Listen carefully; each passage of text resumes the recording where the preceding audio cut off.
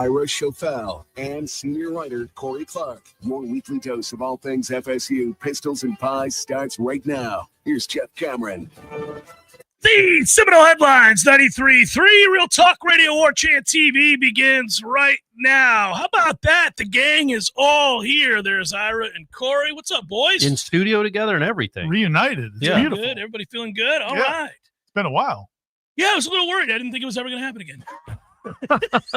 It's basically the summer, guys. Everyone goes their separate ways for a couple months before all the shebang happens. Speaking of which, yay, sausage, register sausage. Did you get the big shipment that you were going to get? Not yet. I think it's coming this. I think he's been seriously, holding out on us, Corey. seriously, honestly, I think it's like next week because Ben's out of town. He's getting his master's. I guess he went out to get his master's degree and I think an MBA type thing. And so he'll be back next week or at the end of this week. And so, yeah, we're going to do that. And but that didn't stop me from having any registers though. I got some of the andouille that was on sale the other day at Publix and we put it in the jambalaya. And again, this is not, listen, Kim could make great jambalaya. I'm sure she could make great jambalaya. It's in her bones. But we just get the box. Yeah. But you put the registered andouille in it. Oh my gosh! I was just about to say, I thought you guys were some jambalaya making fools. No, I was like, you're putting Kim to work. It's just a box. Okay. Add some water. And some registers. Add that sausage though. Yeah. You add the sausage. And I had some this weekend at Corner Pocket. It's kind of my go-to now is the register sausage bites with the little Carolina Gold dipping sauce. Unmatched. I still haven't had them there. I need to go. I've had them there. Yeah, they do a really good job with them. I got them there one time. They were delicious. You can't mess them up. You can't mess them up, guys. Go to registermeats.com if you don't live Not that Corner Pocket messes anything up, but even register sausage, they don't mess up. Good point. Registermeats.com is the website. As you know, you can have it delivered. It'll come fresh, delicious to your house. Or if you're in this part of the country, go to your grocery store. I actually had a friend recently tell me that he confronted the meat manager. About the lack Not of asked, good. Talk to, cajoled, confronted. They gave him an opportunity to account for himself, explain himself, why this happened. And give us those updates. Tweet us. Tell us if you talk to the meat yourself manager. Confronting meat managers.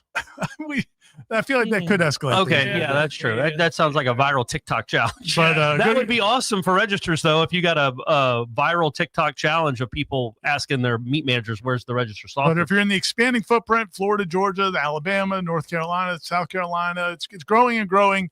Ask if they can get your register sausage, all the different varieties. Don't let them just skimp and just give you the plain register sausage, which is great. The jalapeno cheddar, the hot, that's where the short links. I mean, all the variety because you can have it at different times of day. So, all right, so I feel like, guys, we should jump out the gates here. What a fortuitous and kind seeding for Florida State in the postseason tournament. We're not going to talk about that golf team. No. Holy cow. Sorry. That's later in the show. Okay. But we're certainly not leading with the golf team, buddy. We're not leading with it. I do address it singularly in the third hour. Okay, then we don't talk about it at all. It's a lengthy address. But that said, no, I was shocked they were a 9. I was shocked that they were paired with Corvallis. I'm like, the 9 is doable. The 9 kind of almost irritates you though because if they had beat Carolina, they'd be an 8. Which I didn't realize. What they make you and I don't know that they realize. I don't know that. I think maybe they're like, what does it matter if they're a 9 or a 10 or 11? We're not going to send Florida State to an SEC school. Right. Oregon State's going to be the 8. So let's just make them the 9. Who cares? That's possible. I've never gotten the impression that the seating committee takes it all that seriously. No, they certainly did when they sent Texas here when Florida State was the 1. Right. Well, okay, so that's exactly what I thought. I was like, wait a minute. You brought the last possible non-national seed here to the 1 that year, which was unbelievable. Anyhow, we had representation that year that screwed us. The chair of the committee. Yeah. I don't think he ever appreciated me addressing that with him, which I did on the air. But I would also say this time around they had representation. I think it got worked out.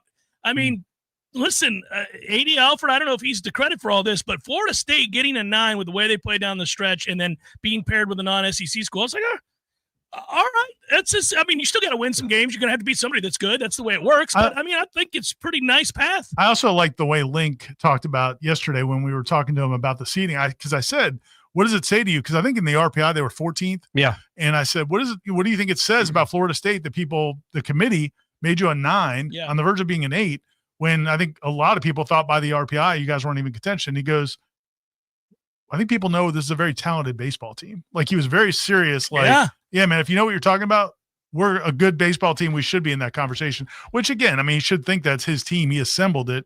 But I thought that was insightful. You know who's a better baseball team? Because I think we North doubt Carolina? them. Yeah. But I think we doubt them more than. Yeah. I mean, they're good. They're They're a good. team. They're a very good team, but we see the warts.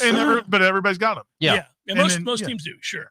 And I think that man, that Carolina team is very, very good. Hats off to them, because they don't make the mistakes that Florida State makes. They don't make them, not against Florida State anyhow.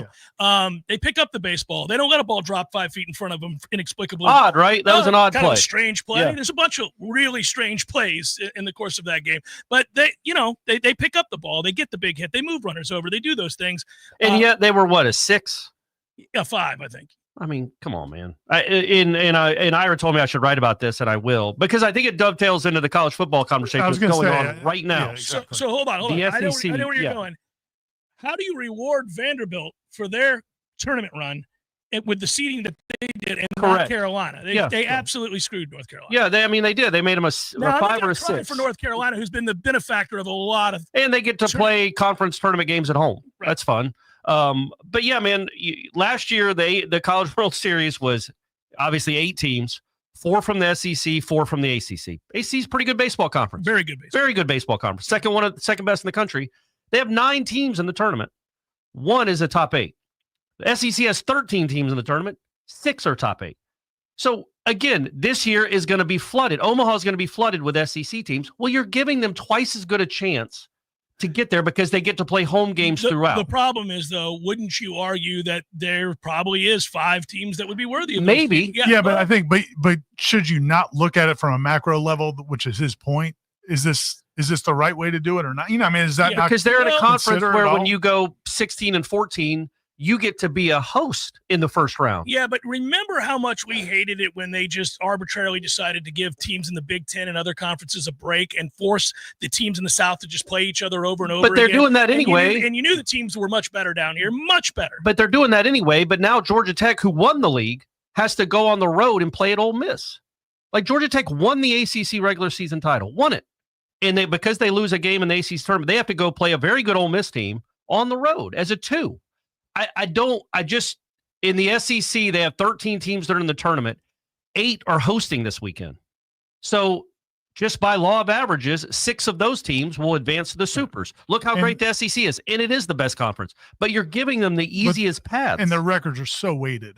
I mean, their losses are all don't forgiven. matter all unless forgiven. it's to Missouri. If you lose to Missouri, that kills you. Everybody else, hey, man, good try. You got swept by Texas.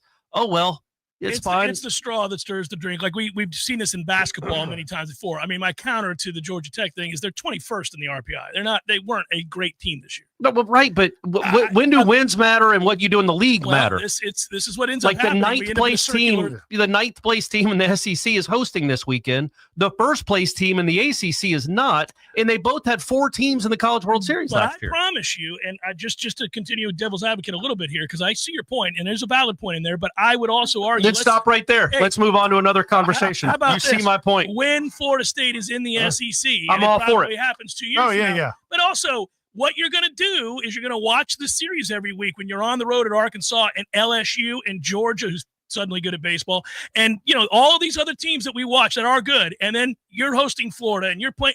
You're going to say, well, why in the world is so-and-so a national seed when they play in the Big Ten or the Pac-2 or whatever? Yeah, I hear you, but I think to Corey's point, again, is at the highest levels, when you just a year ago, half of the CWS was ACC and half was SEC. Yeah, agreed. The drop-off between what they're saying is a host SEC team that maybe is the 5 national seed or 6 national seed is not a big gap between. It's not a huge disparity. Yeah. It's college baseball. There aren't that. It's degrees. Tennessee was a better team than Florida State last year, better constructed. They're a half swing away from losing to Florida State. This is baseball, and being at home matters a lot. It's not as much as basketball or football, but it matters a lot because 65% of the teams that host regionals advance to super regionals. So it's a big advantage. And I just think that what has me concerned is now we're talking about college football playoff, where it's like, yeah, man, if you're going to just strictly go by metrics and RPI, well, the SEC can't lose because when they lose to a good team, they don't falter. And there are no bad teams in the SEC, Right. so you never have a horrible loss. You have that's a loss that I don't like. That's a loss I don't love. They got beat 24-3 to Oklahoma, who wasn't very good. Alabama's arguing they should have been in the playoff last year. They went 3 losses, and one of them was 24-3 to Oklahoma because it's Oklahoma. So you don't get punished for bad losses, and you get supremely rewarded for good wins. And I just think that's obviously going to carry over to the football playoff when it goes to 16. You might have you might have 9 SEC teams. Well, you know where this is all headed, and we knew it was. I mean, and this is the other hard part. I mean, look, you're going to end up with a Super 2 eventually. Yeah, and they'll all play separate from everybody's not involved in that, and it will be the best of the best because the other problem is they do invest. Those facilities are the best. They recruit at the highest level. The drafts reflect the level of talent in the league. So it's not for us to it's a lot of times. So when the draft happened, the NFL draft just happened, you saw the numbers were astronomical in favor of the SEC and the Big Ten. And the ACC was 40-something players selected, and they were, what were they, 30, 40 off of compared draft choices, something like that? It wasn't even close. It was. But I would say this, though. The difference in football and baseball to me, though, is I think in football, if you could take away the uniforms, if you could do some CGI thing where you just watched the resume test. If you just watch 2 SEC teams, 2 upper-tier SEC teams play, I think that looks different than most of the ACC in football. Baseball, you change the jerseys, you would have no idea. To that point, I looked it up and I forgot the numbers, but they were close. Like out of the first 150 draft picks last year in baseball, 31 were SEC, 28 was ACC. They are very, very comparable. I'm with you on this with baseball. But I think it's headed towards maybe. But as we speak right now, the ACC has 9 teams in the tournament. 1 is a super host. The SEC has 13 and 6 are super hosts. Ole Miss might be awesome. I don't know. I think North Carolina would do pretty well in the ACC. Right. I think Florida State would keep its head above water in the SEC. Sorry. So, I hate that that's where it's going to be now is strictly, we'll look at their RPI because it happened in basketball too. Right. And they're a good basketball league. But I've always thought, and I say this about football too, the advantage of being in the SEC is, man, if you have a good team or even a decent team, you're going to get the benefit of the doubt. You're going to get a chance to play in the postseason. You're going to get a chance. You're going to get puffed up because of the SEC. But the disadvantage should be, well, it's harder to win. And if you don't win in your league, you don't get to play in the postseason. But they don't count the losses. Right. The Braves might not make the postseason this year, but I guarantee they'd be pretty good in the International League and AAA.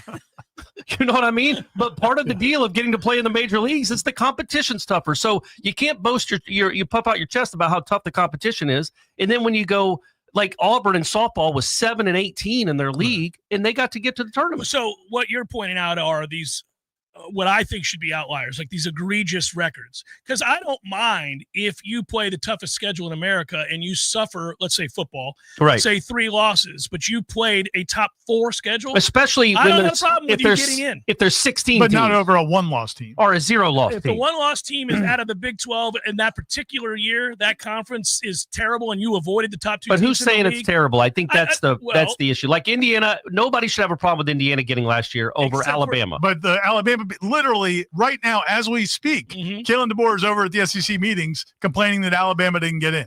Agreed. And Indiana's strength of schedule was horrific. They got to avoid all the good teams. Even Alabama lost to bad teams. Yeah, but in Alabama's Alabama. You don't they get to recruit the best teams and the best players in the country. They got blown the hell out. They got blown out by Oklahoma.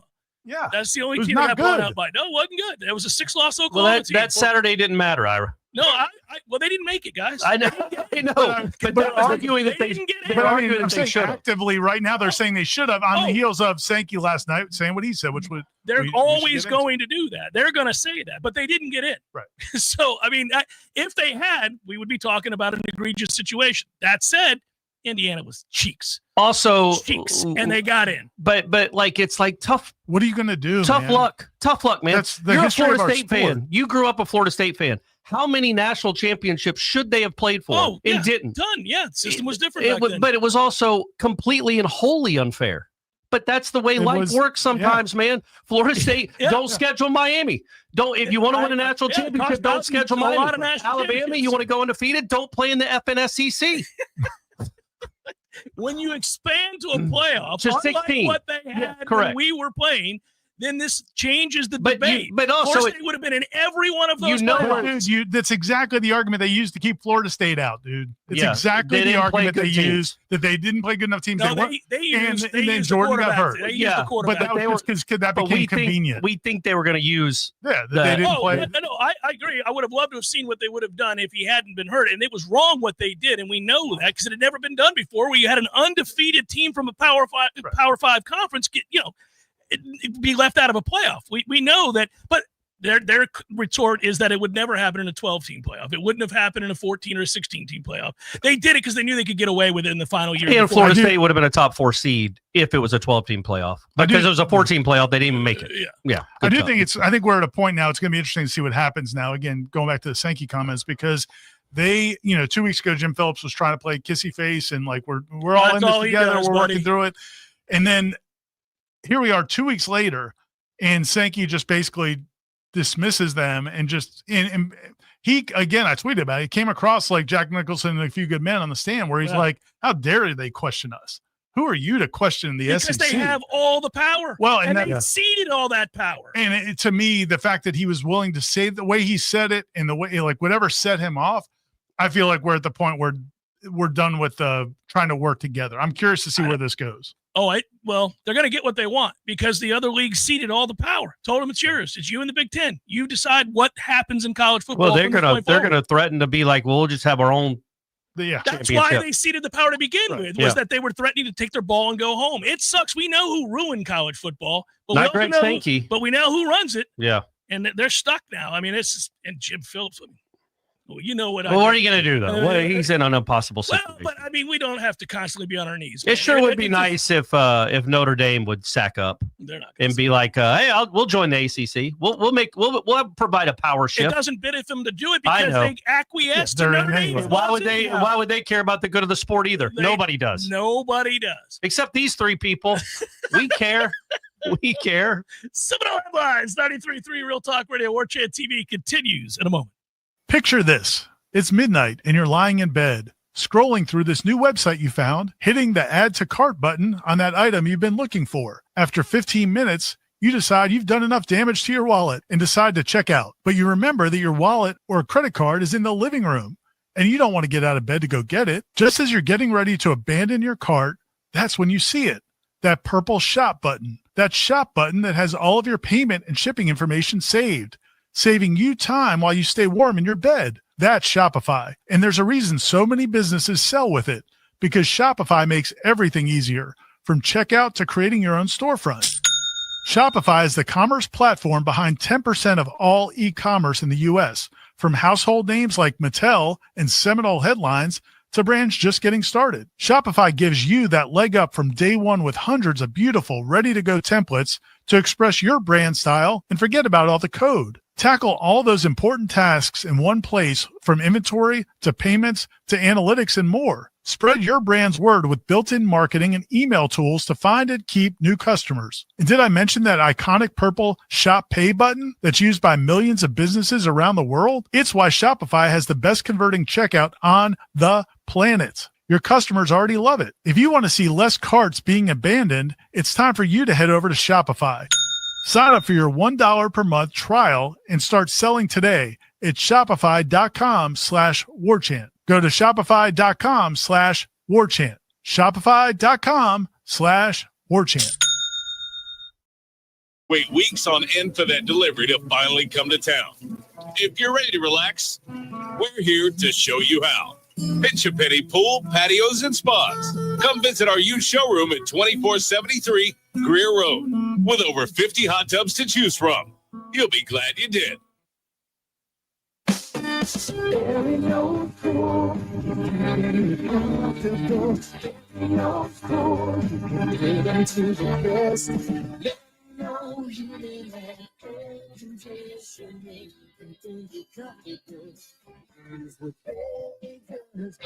No matter how busy life gets, your home is the place where your family and friends show you they care and celebrate with you. That's why the professionals at Barano Heating and Air Conditioning always make sure your home is comfortable. Just like those who matter to you most, Barano will always be there for you.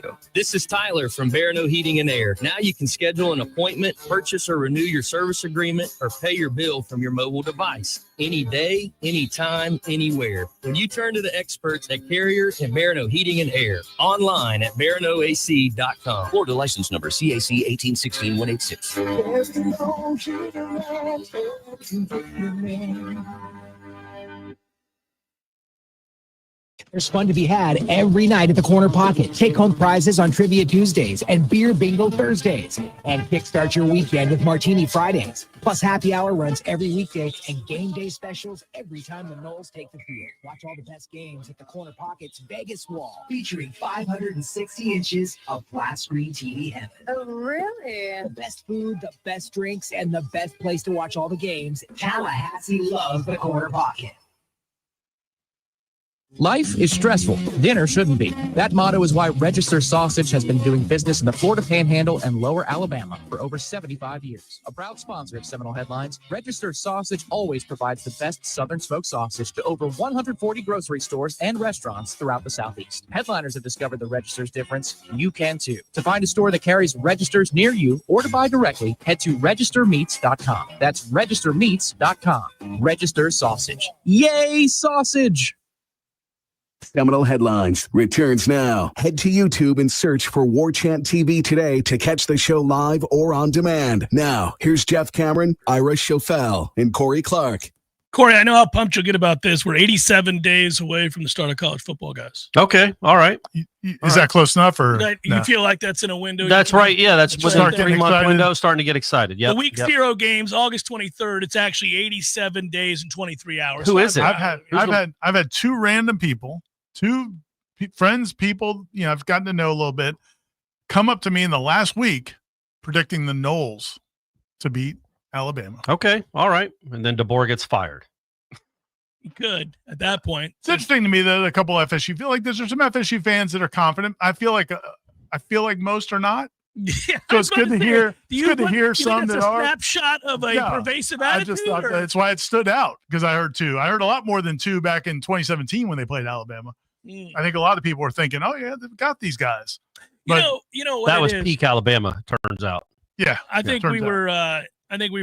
You're witnessing people trying to convince themselves. It could be trying to provide some. I'm all for it. Well, it's kind of what being a fan is. You don't have to be pessimistic all the time. Yeah, I'm never pessimistic. You don't think Rockies fans should be pessimistic when they go? Well, I wouldn't say Florida State fans are the same as Rockies fans. Yeah. Rocky Balboa's fans always thought he was going to win. Well, of course. No, I think Rockies fans, they root for a franchise that's on pace to win 25 games. In our lifetime, we've never seen that. Little gambling advice, Ira, is I always bet I bet on the team that the Rockies are playing minus 1.5 runs. Okay. And it's hit like 5 out of 7 there you times. Go. Yeah. Right. Now Vegas is caught on now. When they played the Phillies, shifting a little bit. It was a 3.5 run, which is insane for a Major League Baseball game. So to bet it down to 1.5, you're losing some value there. But still, 1.5 every time for the Rockies to lose. I never thought in my lifetime, and this isn't Rockies radio, but I never thought in my lifetime we would watch a Major League Baseball season in which this many games into the year. Memorial Day is usually a good time to check in on the standings. Yeah. I never thought we'd see a team with single-digit wins at Memorial Day and then be in a position to quite literally win 25 games. Yeah. 20. What are we? Well, they fired their head coach. They fired their manager, though. I thought that would have sparked it was all Bud Black's fault. Clearly it didn't. That bum. Yeah, but I would say Rockies fans don't have quite the same history as Florida State football fans. There's a reason Florida State football fans could be optimistic, and they have a whole new team.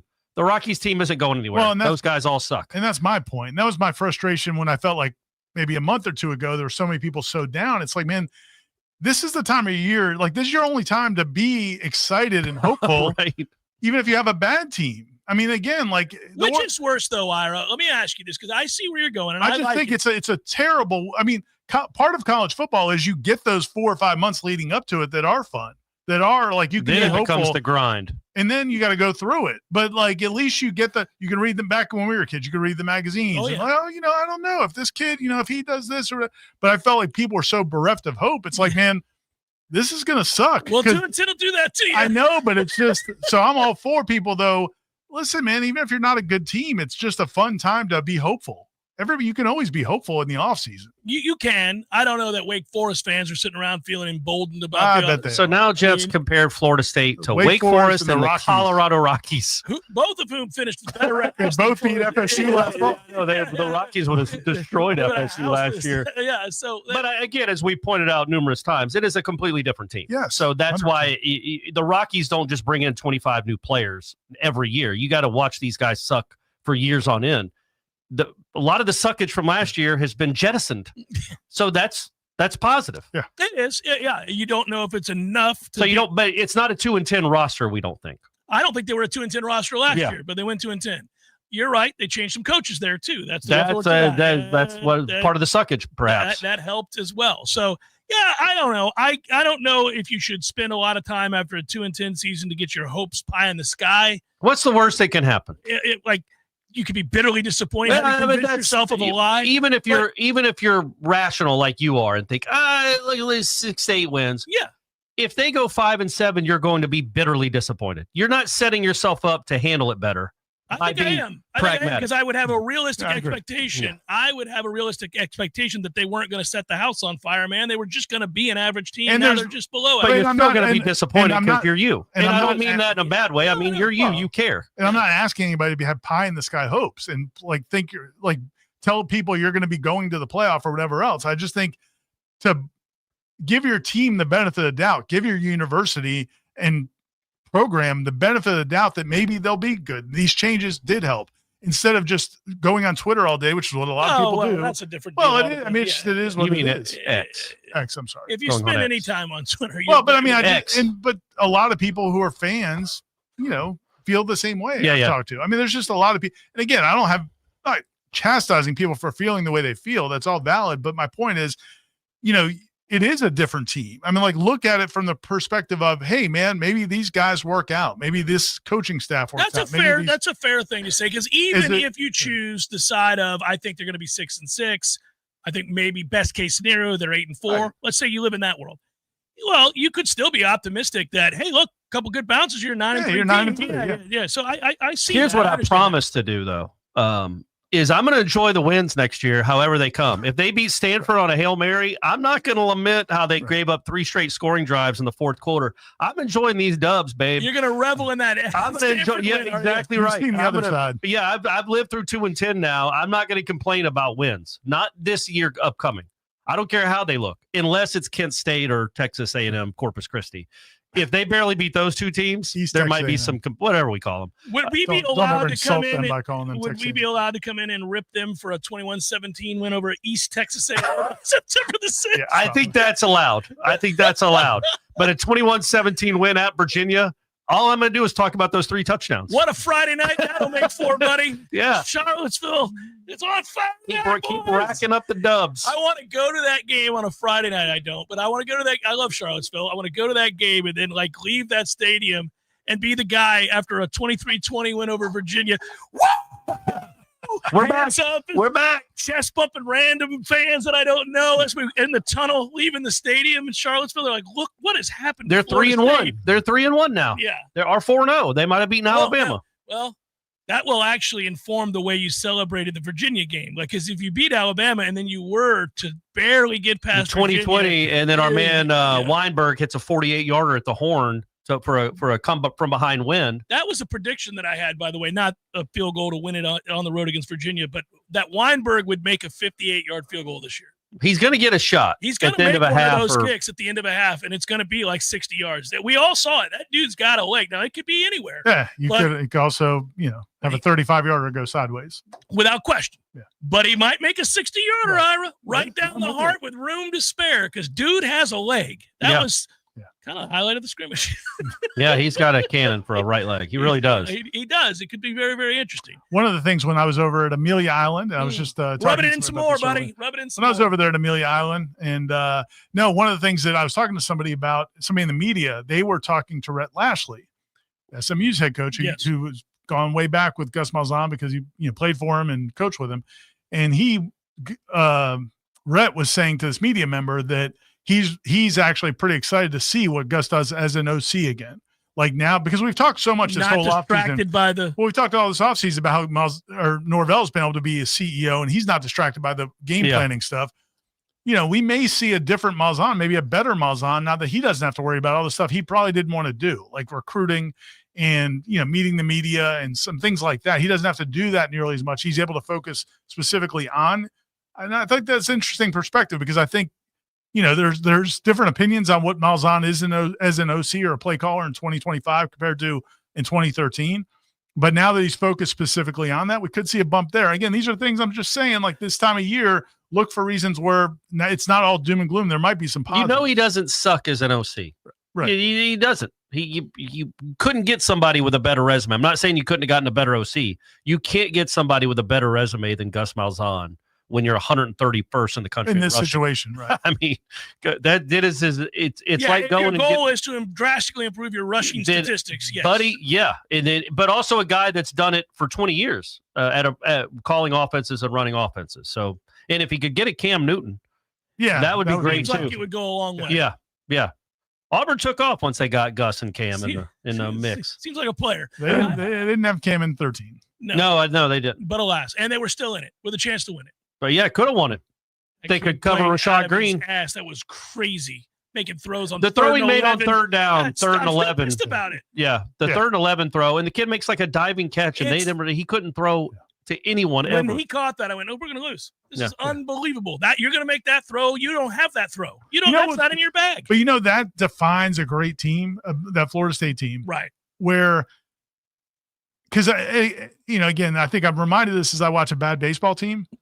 Because when you watch a bad baseball team, I do every night. I'm with you. Yeah. When one thing goes wrong, you're like, oh my gosh, that's it. Spiral. We're done. Yeah. We can't. How are we going to overcome that? If they're going to make that play, we've got no chance. That dude's going to sprawl out and make that catch. We're done. And it's like that 13 team, kind of had almost everything kind of going against it, and they kept finding ways to. In that game. It was also their only close game where they had to do it. Which I'm saying, cool. But and that's but in those moments, like you said, you can sometimes as a fan or as an observer, you could say, well, man, if they're going to make that play. It's like the famed Virginia game that we lost here where homeboy's making throws that, come on, man. It was unbelievable. Look at this guy making every throw under the sun. He's horizontal, running out of bounds. Brett Favre out here just slinging the windows. Toe tapping on the sideline. Yeah, very annoying. Seminole Headlines, 93.3 Real Talk Radio, Warchant TV continues in a moment. Your local news now. 2 people were injured but are expected to survive following an early morning shooting at Cascades Park on Memorial Day. The incident unfolded just before 4:15 a.m. when officers responded to the area of Cascades Park in the 1000 block of South Gadsden Street about a shooting. No arrests have been made in connection to the shooting. The watch commander made a statement that there was no threat to the public. This is an open and active investigation. A Tallahassee man has been charged with killing a 7-year-old Jacksonville girl in a crash last July. Deputies arrested Quintarius Donald on 2 warrants Thursday, including vehicular homicide. The crash happened in Jacksonville near the Buckman Bridge. 7-year-old Serenity Holland died in the crash. Donald rear-ended a car that Holland was riding in. He was going 95 miles an hour and driving with a suspended license at the time of the crash. This is Rachel Anay with your Real Talk 93.3 local news update, brought to you by McLemore Systems, Tallahassee's go-to Mac store. Check them out online at McLemoreSystems.com. This is meteorologist Paul Trombley with your Real Talk 93.3 weather update. Slight chance for storms this afternoon. Otherwise, sunshine mixed with clouds at times. Daytime highs approaching 93. Winds out of the south, 8 to 15 miles per hour. Tonight, lows level off around 71. A mix of clouds and sun with fog in spots. Early tomorrow, chance for storms, high of 93. This report is brought to you by The Lawn Johns. For all your landscaping and lawn care needs, visit thelawnjohns.com. Currently, it's 91 degrees. Looking to upgrade your backyard, your business, or even your life? Then you've got to check out Southeast Portable Buildings right here in Tallahassee. That's right. Southeast Portable Buildings has everything. Sheds, cabins, carports, and now beautiful decks to go with them. Imagine a brand new storage building and a deck out front. Perfect for that morning coffee or for your family gatherings. Need something custom? No problem. They'll work with you to find exactly what fits your needs. Big or small, simple or stylish. And with easy financing options, you can make your dream space happen sooner than you think. Southeast Portable Buildings, where you're not just getting a building, you're getting a lifestyle upgrade. Give our friends a call today, 850-580-6400. That's 850-580-6400. Southeast Portable Building. Big buildings. Big decks. Big dreams. Southeast Portable Buildings on West Tennessee Street, just north of Capitol Circle in Tallahassee. Life is stressful. Dinner shouldn't be. That motto is why Register Sausage has been doing business in the Florida Panhandle and Lower Alabama for over 75 years. A proud sponsor of Seminole Headlines, Register Sausage always provides the best Southern smoked sausage to over 140 grocery stores and restaurants throughout the Southeast. Headliners have discovered the Register's difference. You can too. To find a store that carries Registers near you or to buy directly, head to registermeats.com. That's registermeats.com. Register Sausage. Yay, sausage! Seminole Headlines returns now. Head to YouTube and search for Warchant TV today to catch the show live or on demand. Now, here's Jeff Cameron, Ira Schofel, and Corey Clark. Rolling on, Big River Seminole Headlines. We'll get the headliner questions in hour number 2, of course. I look forward to those. You guys sent out the bat signal? We did. Yeah. It was a rough, I don't know, 72 hours for Florida State athletics though over the weekend. Not great. I mean, getting the number 9 seed, that was positive. That was good. But they lost. They blew perhaps the 8 seed with that loss in Durham, and then the softball team lost. Tough. We kind of all were a little worried about the softball situation. You get sent that girl. You're like, oh, okay, so she doesn't get hit. Yeah. We're going to go ahead and lose to that chick. Yeah, and I was disappointed. Corey and Aslan talked about some on Wake Up, and I'm not sure if you guys talked about it. Yeah, they were awful. And also offensively, I just didn't think that it wasn't to the point we were just making at the end of the last hour is when you are a great team or a really, if you think you're a great team and things are not going against you, like how do you handle that? And I felt like they did not handle. I think those players, it's a great program. Love Lonnie. It's unbelievable what she's done. I love everything about their program, and I'm not blaming the kids specifically, but they did not seem to be in the right headspace. A little overwhelmed. Yeah.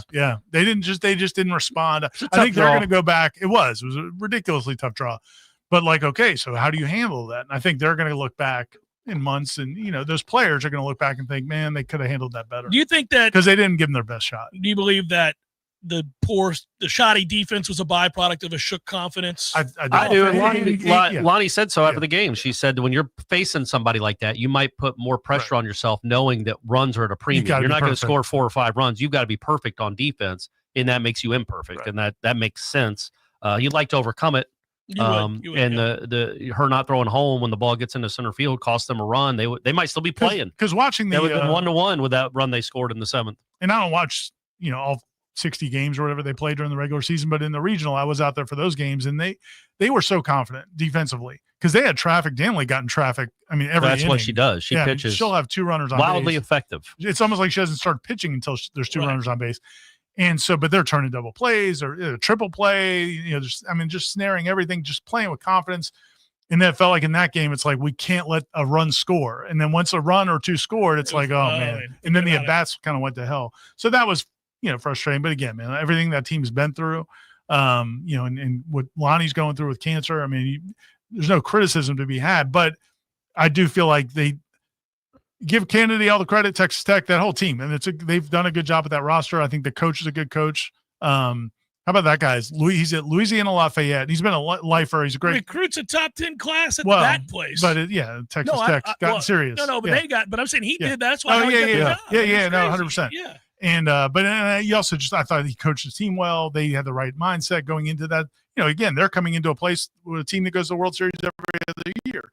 And so but I do think. When you have that girl as your pitcher, that's where the confidence comes from. He wasn't breaking the. It's only his first year, but I doubt they'd be in the Oklahoma City without her. And I was going to say, it's kind of cool that softball, I think, is the alone sport where you could go get one player and it completely changes the fortunes of your that team. Pitcher is the woman's the pitcher. And the one that was at Oklahoma that's now at Nebraska, they were 1 out away from getting to the Oklahoma City themselves because of Jordy Ball, who was also an incredible hitter, by the way. Well, listen, man, if Catherine Sandercock is not at Florida State, who knows? Yeah, but she wasn't bought.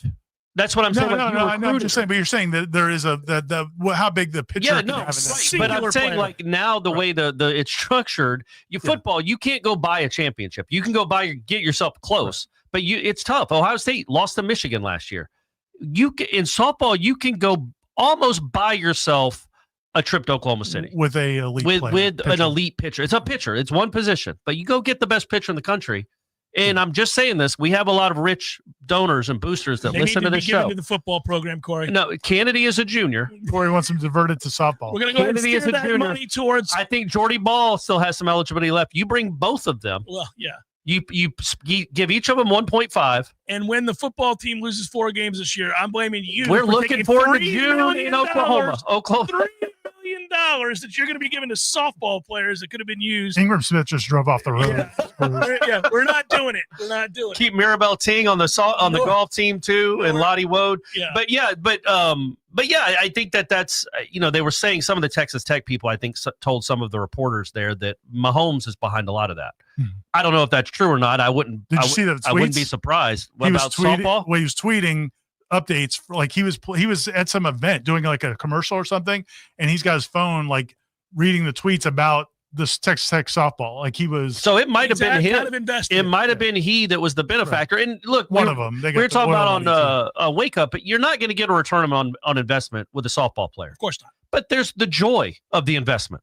It's you get this team, but still, otherwise Texas Tech never goes to the College World Series. Correct. So you got to go to the College World Series. That is a return of joy on the investment you made. Softball, like even basketball, too. I brought this up. Rutgers is going to have 2 guys drafted in the top 5.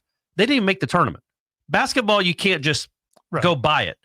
Softball, you can go buy success you've never had before. And I would like to see Lonnie get back to Oklahoma City. I'd like to see having to do that. I'd like to see Lonnie. I don't know. No, I was going to say that this team. I'm bullish on this team next year. They got a lot of their best pitchers are young. Yeah. The Torres, Beecham, and Harper sophomores. If you just bring Kennedy and Ball to join this group. You're going to Oklahoma City, gang. They might go undefeated. It might rival the Oklahoma. He loves to spend other people's NIL. That's one of his favorites. That's his favorite thing. Well, you just go get the best quarterback in the country, and we're going to turn it around. I don't understand why they have If you were Bezos, if you had more money than you knew what to do with, if they wouldn't let you buy the Pirates, but I would season ticket holders were allowed to purchase players for their team. You would spend a lot of money on players for the Pirates, knowing that you're not going to get knowing you're not going to get a return back on it, other than joy and getting to see the Pirates. Well, I would also maybe want the World to Series fan again. base get to Probably would. Once I wouldn't keep doing it. Well, the one that kind of dumb. Kennedy might be going back to Stanford next year. They got what they wanted. It was fun. Now go back and get a degree. She should from Stanford, right? A better degree. Dr. Lasagna in the chat says he's willing to sacrifice that joy, Corey, for some football success. Yeah, I felt the same thing. I understand. Texas Tech's doing both. I'm not trying to discredit Lonnie and the program that she's built. It's awesome, and they're consistently awesome. Man, 98% of this fan base is screw that $1 million going to the softball team. Man, I just hate you got to spend $1 million on a kid that gets hurt in August and never plays. Meanwhile, Kennedy's getting you to Oklahoma City. That's not how we look at it, buddy. And they're not making a penny while they go out there to Oklahoma City. No, that's all right. We're going to go ahead and invest in the football program. I get it. It's all finite. If it wasn't finite, it was an infinite amount of resources, which apparently Texas Tech has. Go make your softball team good. That's fun. By the way, Texas Tech is a good example of why everybody, to Ira's column on warchant.com about, hey, man, we better hope they find some guardrails here by which college sports are run, because Florida State ain't winning that battle of the endless amount of dollars to be spent on rosters and stadium upgrades and coaching staff. It's not happening. You know where I think it might, though? Not that they would win something like that, but with the baseball team, Lodis might be a first-round pick this year. Yeah. Very good chance, actually. Yes. Jamie Arnold's a first-round pick. Last year, Tibbs and Cam Smith are first-round picks. Max Williams will be a top 80, 90 pick. Like, in baseball specifically, the development. Then just went from nobody to a fourth-rounder, and now he's going to be a double-A soon. Yeah. That speaks more than a $50,000. You know what I mean? No, for sure. That's definitely baseball is the one where you're like, man, I'm going to make you an extra $1.8 million just in a signing bonus if you come here and let me develop you. Yeah, great. Go to BYU if they want to pay you. You're going to be a 7th-round pick. You come here, I might make you a 1st-round pick. He thinks he's going to do it with Mendez next year. Yeah, and it's that's the same where thing. the appeal for baseball is. No, there's a chance there, and that's the same thing Luke's trying to sell with basketball. Is that I know what it looks like at the NBA. I know what you need to be able to do. So you need to come here because I'm going to be a help. And he needs a little more like Well, he needs proof on 100%, no question. But that's going to be his approach, and I think that's the world of the transfer portal. The transfer portal is the mixture of NIL with potential development. And that's how like Saban didn't have to pay top dollar for NIL because there was a track record. You're going to play for championships and you're going to go to the NFL. Yeah. So he got a discount. He didn't have to pay top dollar. So that's where you want to be. But the point is, at some point, I think, and somebody was asking me this yesterday actually about, do I really believe there's a chance that it could get reined in? And the reason I do is because it's not just Florida State that's in that position. It's 90% of the teams. It's a lot of powers that are in that position. Like Tennessee doesn't have unlimited money to spend on NIL. Tennessee's NIL is a disaster right now. And so that's why they were having the problems they're having. There's a lot of schools, even in the SEC and schools like that are not going to be able to compete with Texas Tech, SMU, Texas. Some of those schools with oil money. Listen, man, we don't talk about it enough, but Miami, we all made fun of the jackass billionaire down there that was always running his mouth. Yeah. They have other billionaires in Miami. Miami is a city with a lot of freaking money and a lot of people money. It's all cocaine money. It's not all cocaine money. It was built on Pablo Escobar's back. And HMOs. There's a lot of money down there that wants to see Miami athletics. That's how they're paying Carson Beck $4 million. A high school junior offensive lineman, $2 million. $2 million, buddy. So is that a return on investment? No, anyway, I'm not. But my point is, there are certain schools that are going to be able to outspend if there's guardrails. Oregon. Yeah. There's going to be schools that can outspend even the traditional power brokers. So that's where I think Florida State's not going to be fighting this battle alone. And that's why I think a lot of FSU fans feel like, oh, we're just spitting in the wind. Who's going to come to our defense? Even the blue bloods don't want where this is going to go. I don't think Ohio State is even like fired up that Texas Tech can just go buy the best players. It's like, well, that's not. We've spent 80 years building this brand. Well, we also just did it last year to win the national championship. Right. Well, that was the most expensive roster in football. Now it's been doubled. Texas has but Ohio State didn't go load up the portal. They recruited them and then paid them as they matriculated. And the advantage those schools already have is going to evaporate if these other schools who are just like, oh, wait a minute, we can just spend whatever we want. And SMU. Yeah, guys, man, SMU is going to be a problem. To the conference and didn't want anything back. They just wanted to be in the Power Four. And they're like, look, we got it. We've got billionaires for days. We've just decided to go all in. And they've been laying in the weeds for 40 years since Eric Dickerson. I just don't think the Tennessees, even the LSUs and Alabamas, I think a lot of those schools are not going to want that. Well, Corey, I wanted to do something for you in this first hour, and you can lament more that they never did it. But speaking of baseball, your hero has been called up to AAA. Caglione. And he hit 5 home runs last week. I know. So I thought about you probably becoming sexually aroused when you read those statistics. Just aroused, man. You're not going to throw. I mean, there's nothing wrong with that. You don't throw the adverb in there. I was just aroused. You already took the week I was out, the week I was in the Millie Island, you were talking about gazing at guys in the weight room. Right. At the gym. By the way, Gene Williams, we'll get on that in a second, too. But anyway, go ahead. Yeah. Yeah, man. It's you go, buddy. He had 5 home runs. He's hitting .346 currently. He had 10 RBIs this past week. He's been moved up to AAA. What are the Royals waiting on? Well, you know what this is. This is you don't want to pay him. You got to wait till I thought he'd already gone past that. June 19th. Oh, yeah. Well, then sorry, Jack. Or Jock, whatever we call you. Yeah. Jack ain't getting called up. I don't care if he hits 25 home runs this week. He's not getting called up. And he's hit like 14 or 15 bombs this season already in the minor leagues. But so when I bring him up, for the folks that don't remember, Caglione was the Florida superstar last year that pitched. Corey? I don't 6'5". Yeah. How much do you think he weighs? Sculpted. I'd say he's absolutely. Have you seen him with his shirt off? I'd say he's about 232. 232. I'll probably check 8%. If you're asking about body fat, I'd say 8 to 9% body fat. Yeah. But he's one of those guys last year. He had a couple home runs against Florida State where he didn't barrel it at all. Like he got it off the end of the bat or he got it off the handle. It went 91 miles an hour. That currently happens for a starting first baseman. That's what I'm saying. That's who I was comparing him to, is that that power that Caglione has is obviously legit. Bailey is in the same ballpark. He's 18 years old, is Miles Bailey. Well, he's older than that, but he's like 20. He's 20. Yeah, he's older than that. He'll be 20 soon. But he's also a first-year player, and I've never seen a Florida State player with this kind of power earlier in their career. Yeah. So the point being, like, until Durham, the last 3 home runs he'd hit, he hadn't hit well. On 92, they went 340 feet down the line or an inside the park home run. Went far. It went 470. It was 118 off the bat. But he's one of those guys where if he just puts the ball in play and doesn't even get it, Oh, yeah. it can be a home run. That is incredible power. Your boy Caglione here hit a ball 459 feet with a wooden bat in his AAA game the other night. Yeah. Yep. So the power's all there. I just didn't know if you got a chance to watch it frame by frame, like the Zapruder film, to see the muscles flex. And, Yeah. the distance. That's my guy. I've got my Royal season tickets for 2026. Fourth straight AAA game in which he's homer. It is. I mean, listen, the Miles Bailey, though, you sit anytime you watch him play, you think to yourself, man, what's that guy going to be like in a year? Well, I think that a lot. The conditioning and weight room. Yeah. And to Corey's point, I kept lamenting that he wasn't catching it clean. I'm like, that's off the trademark. That's not off the sweet spot. And then that shot, I mean, God, it sounded like a shotgun went off in the stadium. I mean, as soon as he hit it, what made me laugh was what's his face doing color. Started to giggle. Gabby Sanchez. He yeah. started to giggle. He goes, ooh. Yeah. Like he was floored by somebody with that much power. I liked that the right fielder at least gave it a couple of steps. Which is funny. Before he stopped and just started looking. As a pitcher, the Barry Bonds treatment where he just won't even turn around. He just keeps looking forward at home plate as the ball goes 20 rows deep. Like, I like that the right fielder just took a couple of steps and gave it a cursory, like, oh, is that going to be? Oh, no, that's almost out of the stadium. By the way, before the hour ends, I want to say thank you, Troy Noel, for being a member for 3 months here. He's got the green badge going. All right, Troy. Nice, Troy. Overlooked it. I didn't want to overlook Green badge means YouTube subscriber, right? Yeah. And not subscriber, YouTube member. Yeah, because you get access to actually different videos that sometimes aren't on the main channel, and a lot of videos early, like when Tom does his D-Rob things.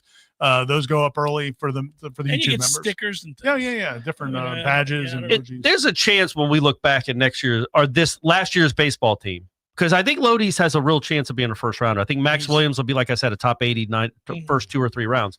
You're going to have 6 guys that were drafted within the first 4 rounds in that lineup, including 3 first rounders, and then the pitcher Arnold that's a first rounder. I mean, that lineup last year, Lodi's batted 7th.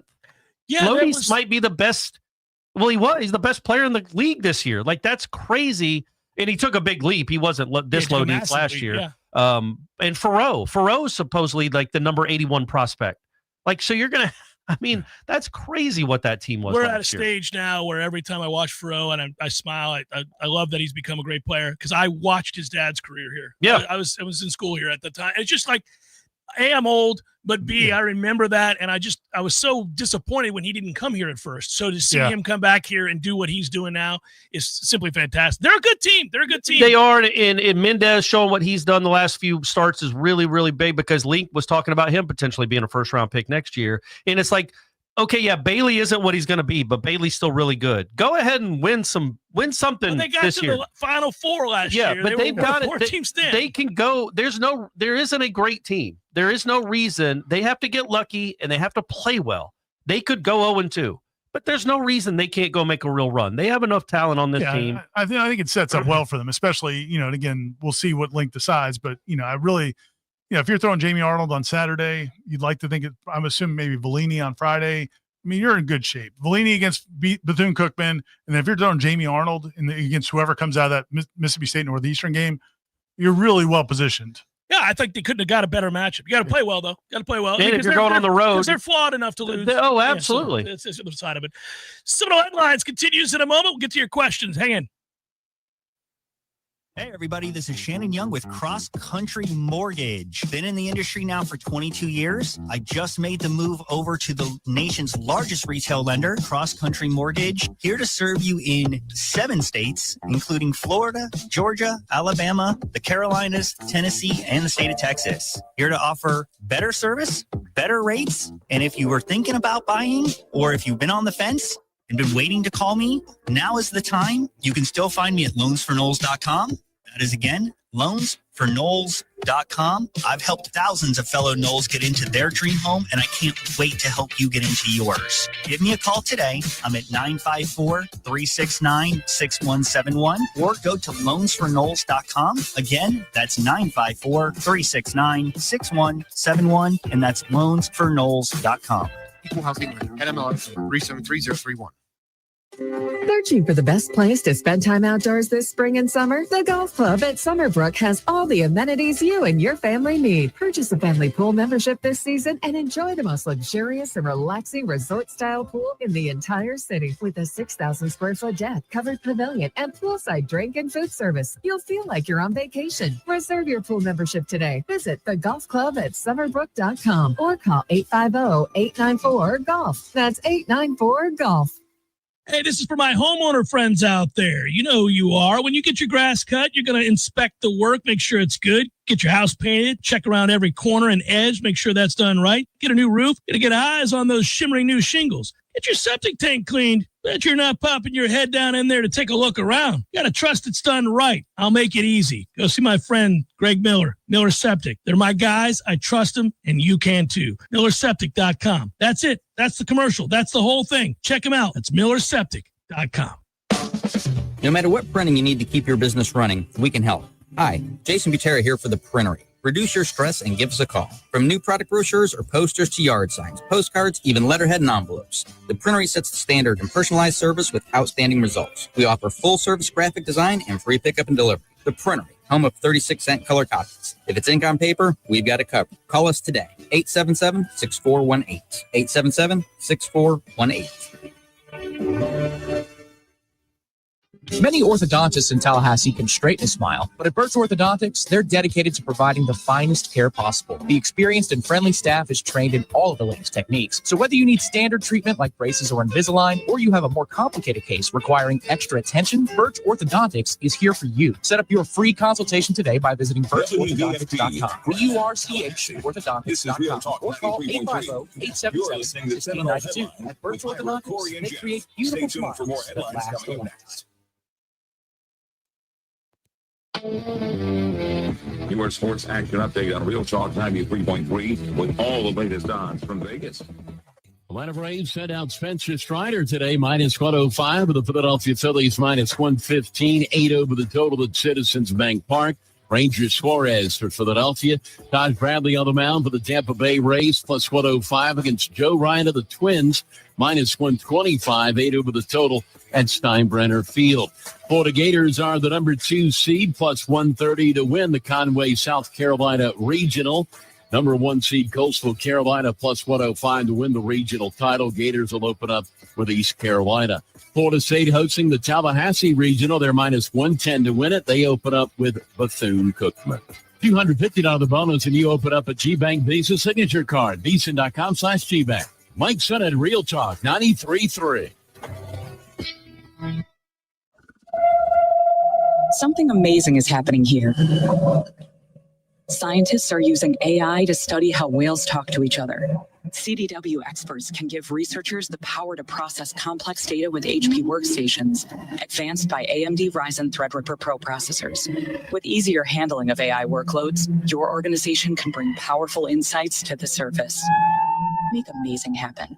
HP, AMD, and CDW. Learn more at cdw.com/HPAMD.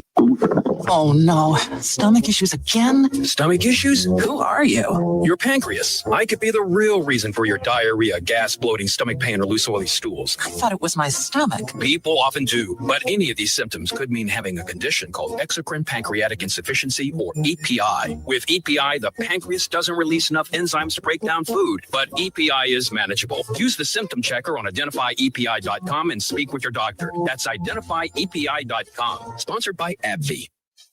Ain't nothing but a G-Pod, baby. I am 99% sure that is not how the lyrics go. Well, you like remixes, right? Of course. Well, think of this as a Grassroots Coffee remix per se, because Grassroots Coffee is now in the single-serve coffee pod game. Dude, those single-serve coffee pods and cups are weak sauce. Not Grassroots Coffee G-Pods. They have more coffee in them than regular single-serve pods and cups. Seriously? And not only do they have more coffee, they have a built-in filter for better brewing. They fit in most Keurig machines, and they are fully compostable. It's still the small batch, slow roasted coffee you love, so go to grassrootscoffee.com and get your box of G-Pods today. Baby! See? Remix! Well, actually, that's more of an homage. Grassroots Coffee, locally owned, locally roasted, and made for everyone loved everywhere. Grassroots coffee teapots. So very good. Games for Less, Tallahassee's largest selection of new and used games, as well as new and used consoles like Nintendo, Super Nintendo, Atari 2600, PS4, and PS5. You name it. Locally owned and operated since 1994, trade-ins are not only welcome, but Games for Less pays more for your trade-ins than the big chain stores. That's not all. Games for Less now buys and sells new and used vinyl records to boot. George loves the Beatles, by the way. Reserve all the new releases today at Games for Less, conveniently located in the Walmart Supercenter Plaza on Appalachia Parkway. From the championship stage to coaching change and everything in between, Warchant.com remains your home for the best FSU football coverage in the business. Brutally honest columns and features, market-leading multimedia presence across video and podcast, the largest FSU fan community with a staff that combines for over 100 years of experience covering the Noles. When change comes, Warchant.com is your home for analysis from every angle. Warchant.com, your ultimate Seminole sports source. Sign up today. It's time for Seminole Headlines, featuring Warchant.com's Jeff Cameron, managing editor Ira Schofel, and senior writer Corey Clark. Your weekly dose of all things FSU, pistols, and pies starts right now. Here's Jeff Cameron. Hour number 2, Seminole Headlines, 93.3 Real Talk Radio, Warchant TV. Headliner questions coming your way momentarily. First, we say thanks to Dr. Birch Orthodontics, and her great team, as they do great work and have been loyal supporters of Seminole Headlines for a long time. We appreciate it. I think I was talking to Aslan yesterday. He said he went into Dr. Birch to get a referral because he might get some jaw work done, maybe do some braces, but really? Yeah. All right, Aslan. Make moves. Hey, man, he's relationships moving that's on. Right. Yep. Maybe it was better himself. Might have been a condition on her part. She might have. Yeah, I was gonna say it sounded like you said they're moving on from each other. No. The relationship is progressing. Yeah. Blossoming. She wants those jacked up teeth fixed. Yeah, quickly. And that jaw. That's what I was saying. It's the jaw. He's got some. She's concerned for him, I think, because he's the teeth are jacked. You gotta get them fixed. It's got to get it fixed. But anyway, it's cool that here they went to see Dr. Birch first, and then she's helping him through the process, and they do it for to the ledger, baby. Yeah, because you don't have to be 12 years old. No, you don't have to be a middle schooler. 62 like Aslan and go in there and get your jaw fixed. And it might be good for Dr. Birch to not just have to talk to middle school kids all day. Be healthier. Although she certainly sanity talks to a lot of the adults, and sometimes you talk about Florida State football. You might baseball, softball. Oh yeah, all athletics. She supports them, and then they also Dr. Birch and Birch Orthodontics. Again, one of the cool things about their office, besides the fact that they do incredible work, is that she does support the community. I get texts from friends all the time where she's done things like she'll provide free lunches to the teachers at schools, and she did that at Roberts. There you go. Where my wife works. Yeah, and so we just encourage pillar of you, the community. Pillar, completely the pillarist. Go to would she be the MVP of the community? She might be. I think we might She'd be on a short list of people. Yeah. She'd be in the running. Yeah, she's receiving votes for sure. If they did statues for orthodontists, I feel like that's a no-brainer. Birch Orthodontics would have a statue. Well said, Ira. Maybe we could put it outside of the studio. They do statues for anyone if you're willing to. We could commission a statue for her. I was thinking about this. And maybe Dr. Birch will want to endorse it and maybe put some money behind it. But should FSU look to do some more some athlete statues, because they really haven't done that? I think they've never done that's one. What I'm saying. Yeah. No, I think the statue of Seminole Headlines crew outside, where would you want us to be? I was thinking the Heisman winners is what I was thinking. Well, we'll get to them. We'll get to them when we get to them. The three of us near Diffenbaugh or something like that. The communications area, like the three of us right there. Yeah, with little headsets on. Yeah, just like Coach Bowden's got his headset. People would walk past, they'd be like, "Oh, those guys have been incredible." Yeah, for a very long time. Yeah, and you could hit a button, and people would tell our stories about how we met and how we started the show. Like the Sod Cemetery, you hit it, you'd hear hilarious snippets from the show. People be like, "Wow, yelling at each other." This is so amazing. I'm glad that Florida State honored these guys finally. But yes, they should have. More statues. Jessica Warren's number's not even retired at the softball team yet. I actually don't like the statues. I don't want a bunch of statues out there. I like the statues at Camden Yards. They're fine. Yeah, they're fine. Yeah. When you're a place like Florida State, honor your tradition and legacy. No doubt. There's ways to do it. I don't think you need a statue everywhere. I think you should have a statue all named after McAndrews. Every 20 steps should be another statue. Don't you think it's really silly that LSU has Nick Saban as a statue? That's different. Well, I'm just saying. He was only there for 4 years. This is what happens when you just start erecting Charlie Ward statues should all have a over the statue. place. Jameis, Kelvin Benjamin Kett should be a statue. Buster should have a statue. Posey and Davis. Both of them should have statues. So Corey, he wants to go back in time, stop all these Drew facilities, statue. stop these facilities, and just all NIL and statues. That's where the money should. I mean, it would be a better world if people got statues built after We them. don't. No, we don't need more statues.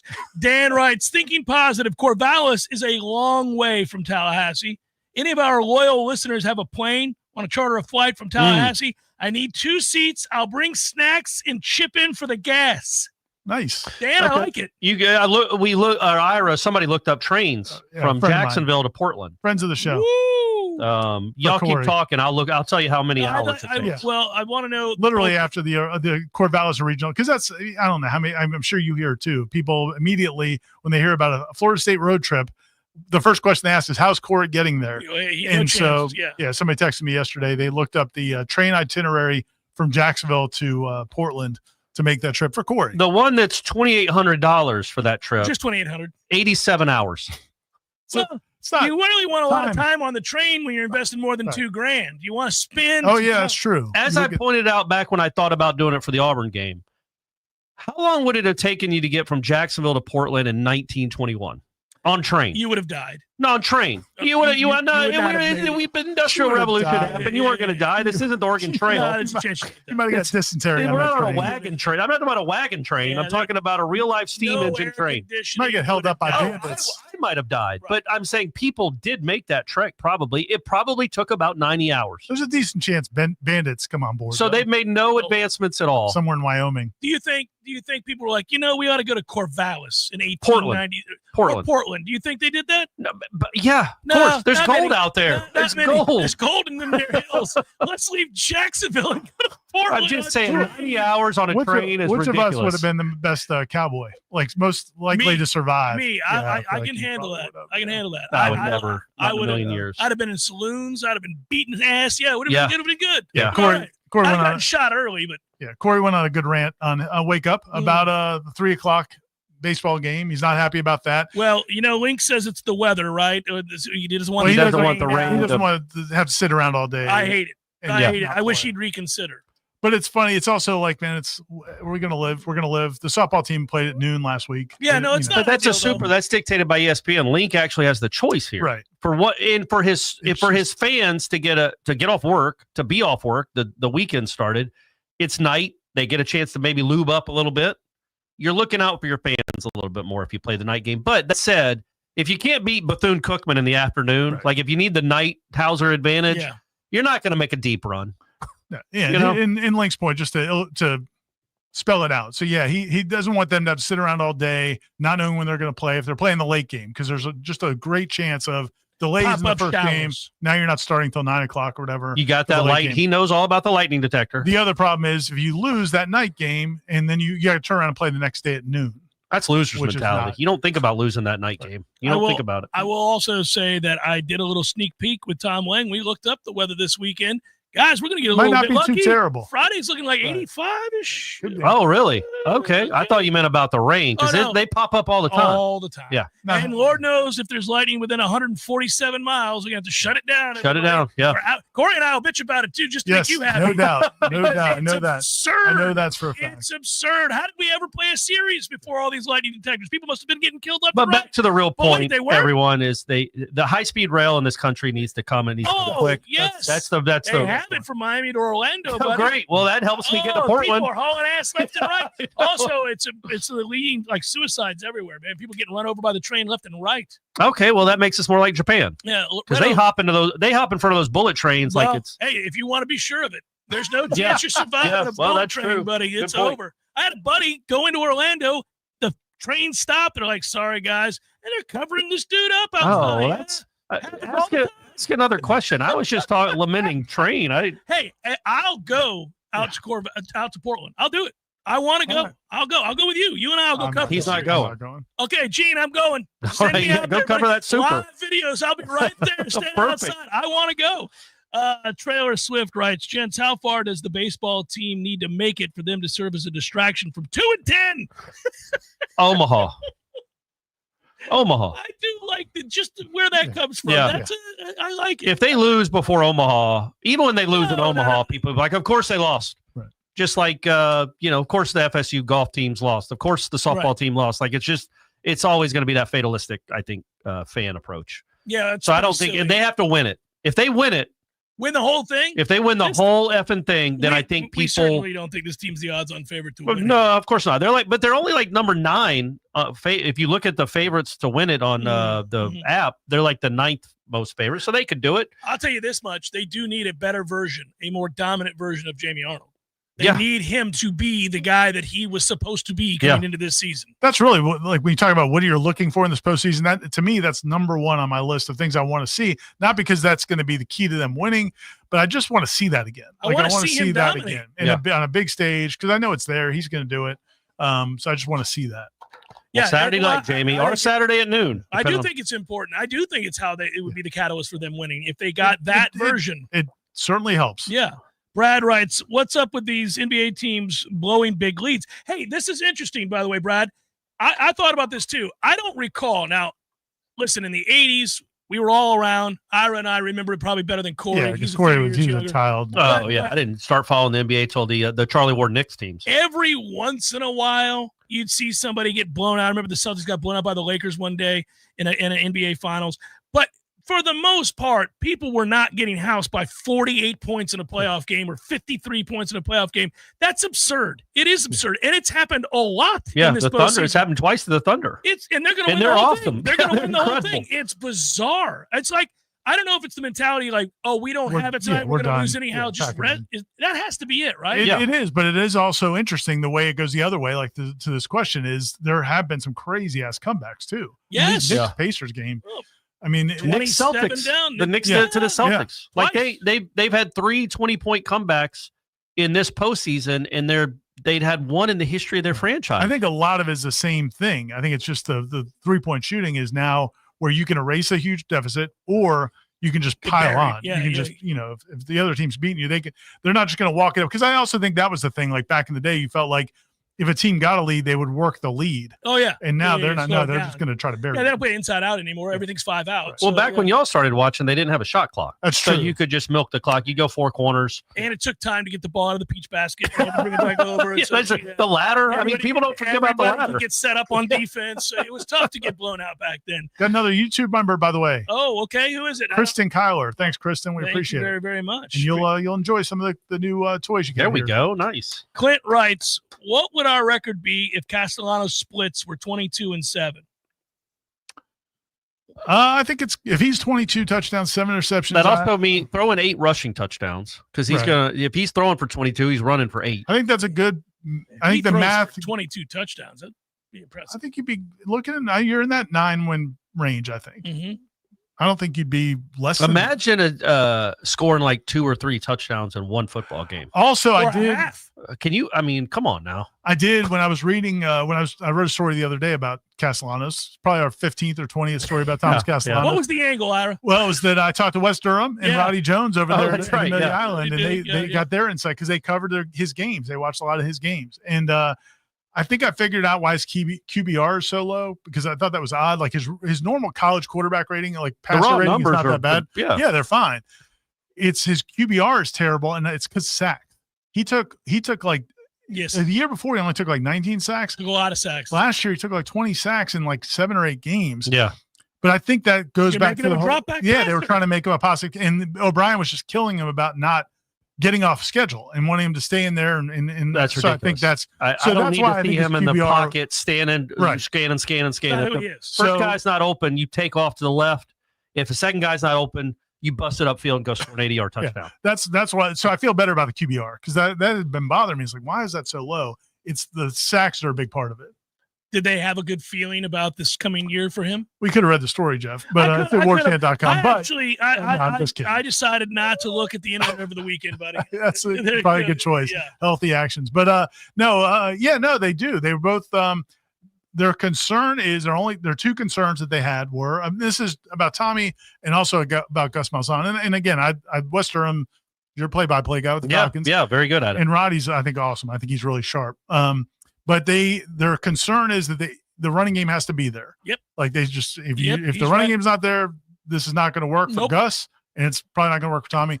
The other part of it was Tommy staying healthy, like just because they are going to run him. And now he didn't have injuries 2 years ago, but last year he did. He left one game early and he missed another game. Speaking of West Durham, shout out to in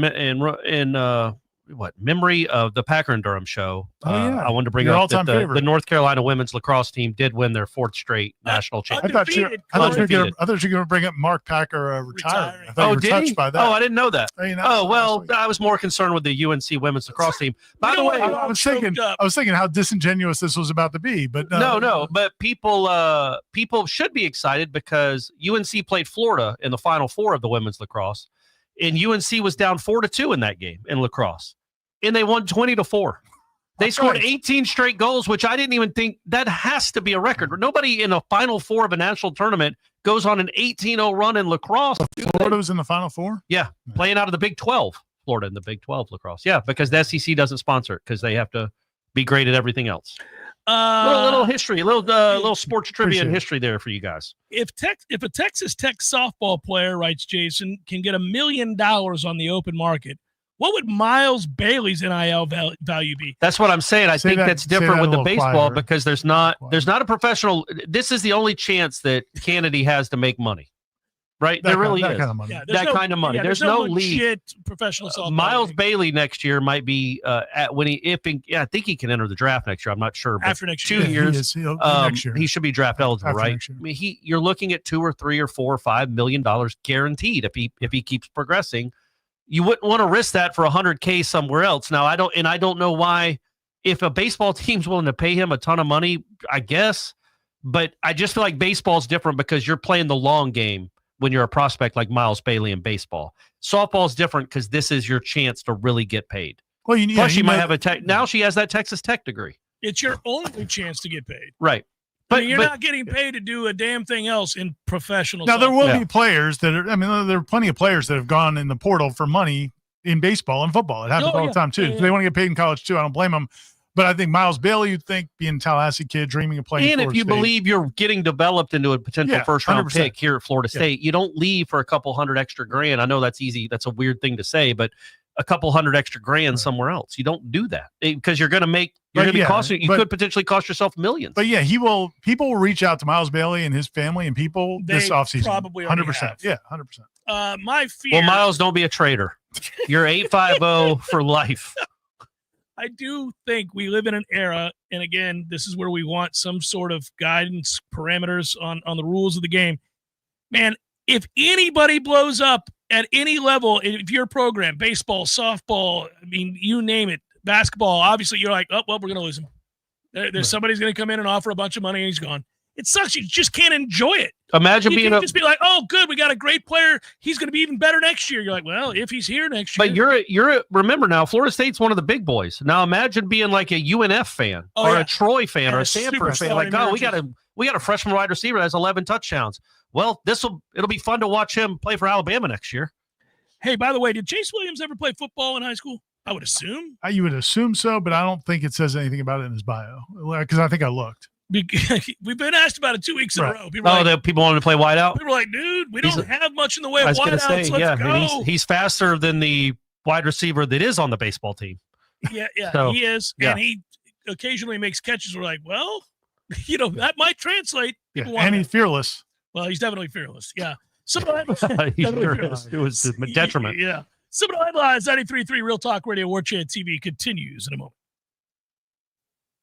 I got a fever, and the only prescription is more cowbell. Do you have spring fever? Your only prescription is the Lawn Johns. Hi, it's Mark from the Lawn Johns. We can make your landscape more appealing by providing you with award-winning lawn care. With 4 levels of service, the Lawn Johns offers you more choices than the rest. More flowers, more mulch, or more pine straw all means that your home or office will be more beautiful than ever. So if you've got spring fever, go to thelawnjohns.com or just look for our big purple truck. I gotta have more cowbell. Hey, let me tell you about my friends at Tried and True Consulting, a Seminole-owned business that specializes in payments and business solutions. Tried and True's core expertise includes card, ACH, point of sale, mobile, e-commerce, and hosted payment solutions. Tried and True will help you reduce costs and increase your bottom line. That always sounds nice. Whether you're a retailer, restaurant, licensed professional, or service industry, Tried and True is saving you money. Tried and True's expertise extends to payroll, video menu ad boards, IT services, web design, and social media. It's time to make one call and tell the competition to take it on down the road. Call Don or Joe today at 844-464-6653. That's 844-464-6653. When you do business with Tried and True, they contribute 10% of the net revenue to the battle's end. So go Tried and True today. Call 844-464-6653. This roofing and construction services. T-Bar Construction.com. We conquer all peaks. We fix those darn leaks. Call 850-766-134. T-Spark Enterprises. Roofing and construction services. T-Spark. T-Spark Construction.com. CCC 1331204. There's fun to be had every night at the Corner Pocket. Take home prizes on Trivia Tuesdays and Beer Bingo Thursdays. And kickstart your weekend with Martini Fridays. Plus happy hour runs every weekday and game day specials every time the Noles take the field. Watch all the best games at the Corner Pocket's Vegas Wall, featuring 560 inches of flat screen TV heaven. Oh, really? The best food, the best drinks, and the best place to watch all the games. Tallahassee loves the Corner Pocket. There's nothing like relaxing in a hot tub after a long day. But if you don't have one, you're truly missing out. Hot tubs and spas have tremendous health benefits, besides just helping you relax. Like improving your sleep, they help with pain relief. They help to better your cardiovascular health, and so much more. And this season is the perfect season to finally buy what you've been wishing for. Pinch a Penny Pool, Patio, and Spas has the hot tubs you need for the price you want. Come shop our huge 12,000 square foot showroom and save today. There's over 50 hot tubs in stock right now, so you won't have to wait weeks on end for that delivery to finally come to town. If you're ready to relax, we're here to show you how. Pinch a Penny Pool, Patios, and Spas. Come visit our used showroom at 2473 Greer Road with over 50 hot tubs to choose from. You'll be glad you did. Life is stressful. Dinner shouldn't be. That motto is why Register Sausage has been doing business in the Florida Panhandle and Lower Alabama for over 75 years. A proud sponsor of Seminole Headlines, Register Sausage always provides the best Southern smoked sausage to over 140 grocery stores and restaurants throughout the Southeast. Headliners have discovered the Register's difference. You can too. To find a store that carries Registers near you or to buy directly, head to registermeats.com. That's registermeats.com. Register Sausage. Yay, sausage! Seminole Headlines returns now. Head to YouTube and search for Warchant TV today to catch the show live or on demand. Now, here's Jeff Cameron, Ira Schofel, and Corey Clark. Might have to have a few Tavellos before the game on Friday. Oh, that's a good idea. You going to the game? No. Okay, great. No, Perfect. no. It actually, I'm actually going to be out of town. Yeah. That's a different story. I think next week is First Friday, which is the and that's really. and then by that time we'll have just easily won this regional. You're getting ready to you're getting ready for tailgating to watch Corvallis. the Corvallis Watching regional the that'll start at Corvallis 10 p.m. Yeah, but I'll be out of town this Friday. But I will say that you two should definitely partake in a little Tavello. All right, and if not, then we're definitely going for First Friday, which is the following Friday, the first Friday in the month in Thomasville, where they do a really cool.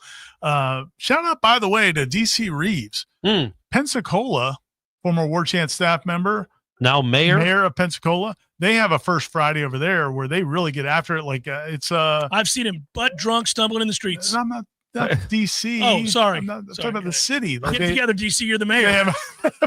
You're talking about his pre-mayor days. No, I don't know. But anyway, no, they do it there. But in Thomasville, they have First Friday.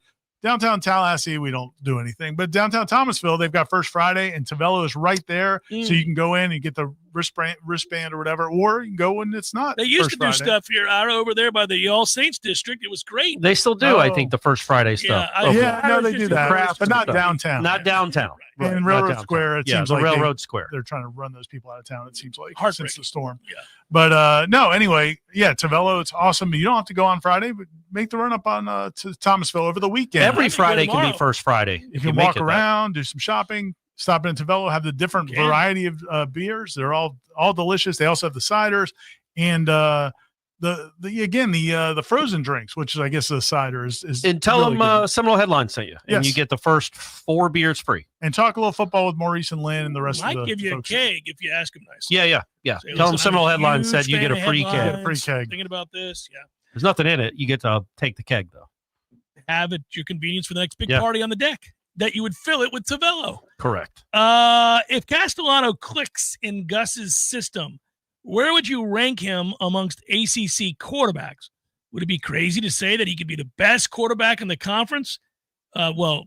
Yes. I think it would be crazy to say he'd be the best. Seems that the odds are against him. I would not go that far. 2025, Noel. I appreciate your enthusiasm, but no, I don't think he can be that. He could be. We had this argument. Top tier, top 4. I feel like we had an argument way back in like the first year of Headlines about the Georgia Tech quarterback in Paul Johnson's offense. Was it Nesbitt? Does that ring a bell? Man. And he won all AC. He was all ACC quarterback, and Ira didn't like it because he's not really a quarterback. Right, he's a running back. Right, yeah. But he ran that offense. He ran their really system well. Yeah. And But he was. just felt it's a different position. Yeah, but by it the time is. he's going to be more of a He's going to be quarterback. throwing, but Right. he could be a guy that if he fits in that system, like Nick Marshall at Auburn.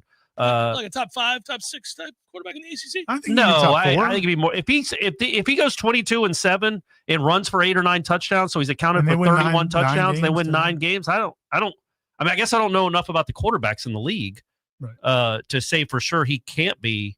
Usually, though, that would be a resume of somebody in the top 4, I think. Yeah. It's somebody that's receiving votes for all ACC. All right. He can be that because I don't think the quarterback for Florida State last year received any of them. Received Are any you all sure? ACC votes. I haven't checked. I don't like you just spewing misinformation on the show. Are you positive nobody voted for a single FSU quarterback? I don't. who got in the game last I'm year? not. I'm not positive. I don't think DJU got any. Or What Cromansack. about Cromanhawk? Cromansack. Yeah, he didn't get one. I don't think so. I don't think so. But I haven't looked, so I don't want to say for sure. Burke says a healthy Headlines is definitely a top 8 national seed. Well, that's true. All three of us All three of us 100%, here together. Yeah, that's no Yep. doubt. I really feel like we didn't get screwed at all in our bracket. No. Agreed. Burke, they gave us a gift. I'm sure you've already expressed your thoughts last hour. We did. But who is the team in our bracket that scares you the most between us and a trip to Omaha? Oh, so you mean like if we win Northeastern or this, Mississippi State? Yeah. Or Oregon State. I A would- trip to Omaha, I'd be Oregon State. Yeah, because you got to go out there. Yeah. That could be, yeah. By the way, I brought this up on Warchant too. I think it's really On cool. Wake Up Warchant. That they gave Oregon State a national seed. They might have done it because I think Oregon wanted one, and Oregon beat Oregon State 4 times. They did. Wow. But Yeah, it's that didn't go over but great. it's like, you know what? Screw you, Oregon. You left them to die. You left them to wither on the vine and I think it die. was the- This is their last The chance at vengeance. something in college athletics wise, maybe ever. You think We don't the know where college they're going to baseball land. committee was trying to do the right thing, and I think there's a chance. Standing up I for- think there's a chance to be like, you know what? Let's give them this. well, they asked the chair of the committee, who was funny, if you watch any of his interviews, but they asked him that question, like, "Hey, Oregon beat them 4 times," and his answer had nothing at all to do with Oregon or Oregon State. Yeah. He I just appreciate talked- that. He asked the question he wished had been asked. Yeah, he answered that question the way. By Yeah. the way, it should be noted Oregon State had the much better RPI this They year do. over Oregon by like 10 spots, and also they have a history of being very, very good. at Yeah, baseball. but they only played 19 home games this year. I mean, they're multiple national champions. You're the best player in Yeah, Orioles history is from you're Oregon gonna be State. you're gonna be mad, by the way. That I don't know if you'd be mad. Maybe Right? Would but you the- say he's the is center field at Oregon State is suspect? okay? It's like 375 or something ridiculous. Oh, all right. It's a I shaky figured the park. ball didn't carry well out there, It's a but shaky okay. park. Yeah, but anyhow, yes, they're quite a bit above Oregon in the overall standings at RPI. But I'm happy that they get if Florida State has to go somewhere. I think it's cool that fan base that got just royally screwed by the powers that be. They get a super regional if they if they're they a get D1 there. independent. I know it's crazy. Their schedule is nuts. Steve writes, there's been a lot of talk about the awful baseball atmosphere at Clemson, and rightfully so. But what about that Vandy Whistler? How is that dude still out of games? Yeah. Agreed. It's That's been impossible. going on how long now? Oh, Too long. It pisses me off. I get downright angry. I have to stop. I can't watch. Yeah. They make it unwatchable. The cowbells aren't great. I guess the Mississippi State fans are going to bring their cowbells. It's always Are they weird. allowed? It's always weird. You'll see people say they're not, but then they bring them. Yeah, Well, they'll definitely bring the 'em. Hauser security will rip those out of their taking knees. Grubby hands. Taking knees when you try to walk in with your cowbells. Well, no, as soon as they start shaking them after a home run, it's going to be a swarm of security on them.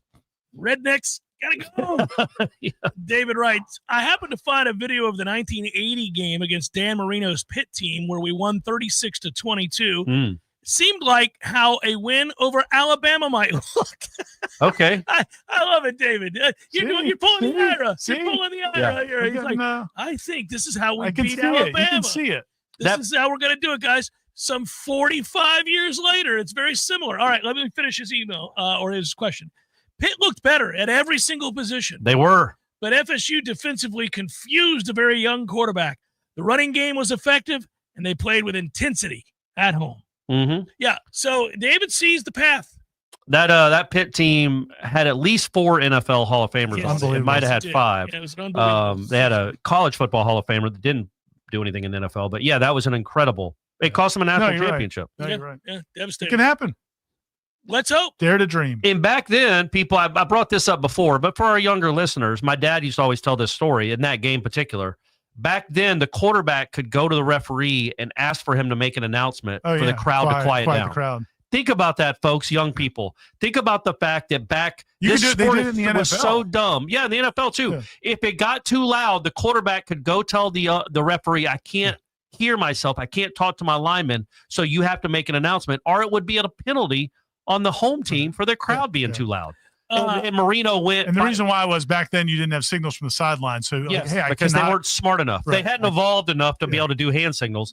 So, but in that game, Marino kept going to the referee, and finally the referee just pointed back at the center and said, I'm not doing anymore. Right. Get your butt back to the center. Ironically, that's what happened with the Bears game against the Dolphins when the Bears were undefeated in 85. They were trying to get the crowd, the Orange Bowl crowd was too loud, and they were trying to get them. Ridiculous. What were we doing? By the way, that I was looking at the number because I remember hearing this stat and I just found it. The 36 points that Florida State scored against Pitt that season represented 28% of the total points scored against the team for the season. Yeah. Hugh Green was their badass defensive end, and he finished. They had Ricky Jackson. Huey and Dewey, and then there was Ricky Jackson. They had Jimbo Covert as one of their offensive linemen. Obviously, Marino. Russ Grimm. Glenn just mentioned some of the guys. In the Russ Grimm. So they must have had 5 NFL Hall of Famers, which is insanity to not win it. Man, Johnny Major's doing less with more. Might be noted that John Stark was kicking ass too, wasn't it? Or Ron Stark. Ron Stark. Yeah, Ron Stark and Capice. Capice kicked 5 field goals that game. Right, yeah, back in the day, Pitt used to be able to, like all the schools like Alabama would do. They could sign 160 guys. Yeah. Yeah, so they were good. To your point, Capice had 5 field goals in that game. Gentlemen, that was a sucky end to the golf season. Yes, it was. Yes, it was, R.A. TV announcers love to say someone is a coach's kid. Do you think anyone will call your children a media icon's kid? Yeah. If they give good interviews or something. I'm pretty sure Brady, like 4 years ago, when on these travel ball things, you have to fill out your bio. Like, at the time he's like 5'1", 130. Right. Osborne Middle or whatever school he went to. And in the biographical information, he wrote, because I was checking it one day. I didn't do it. I didn't fill it out. He's like, my dad is a famous member of the FSU media as his biographic. So that could be, if he ever plays college baseball somewhere, that could be in his little bio. Son of legendary. You have to be pleased that he thought that way of you. Yes. Yeah. Well, yeah. That he looked at you. It's interesting enough to include it. Not a GPA. Heaven no. My kids are like, they get asked, now, is your dad the radio host? Remember, he lives out of state, so it's a whole different. None of his friends have to listen to it. Seminole Headlines, 93.3 Real Talk Radio. Warchant TV continues in a moment. Your local news now. Tallahassee police are investigating after shots were fired overnight Friday in West Tallahassee, leaving one person injured and causing damage to nearby apartments and vehicles. The incident unfolded just after 1 a.m. Friday in the area of Whitehall and Call Streets. Officers arrived on the scene and were flagged down shortly afterward by security. Security told officers that a man had been shot in the backside. A preliminary investigation revealed that multiple rounds were fired during the shooting. It was also determined that 3 vehicles vehicles, and 2 nearby apartments were hit by the gunfire. The victim was transported to a local hospital and is expected to survive. At this time, police said there are no suspects and no arrests have been made. Anyone with information is encouraged to contact the police department. This is Rachel Lene with Real Talk 93.3 Local News Update, brought to you by Macklemore Systems, Tallahassee's go-to Mac store. Check them out online at MacklemoreSystems.com. This is meteorologist Paul Trombley with your Real Talk 93.3 weather update. Slight chance for storms this afternoon. Otherwise, sunshine mixed with clouds at times. Daytime highs approaching 93. Winds out of the south, 8 to 15 miles per hour. Tonight, lows level off around 71. A mix of clouds and sun with fog in spots. Early tomorrow, chance for storms, high of 93. This report is brought to you by The Lawn Johns. For all your landscaping and lawn care needs, visit thelawnjohns.com. Currently 90. Looking to upgrade your backyard, your business, or even your life?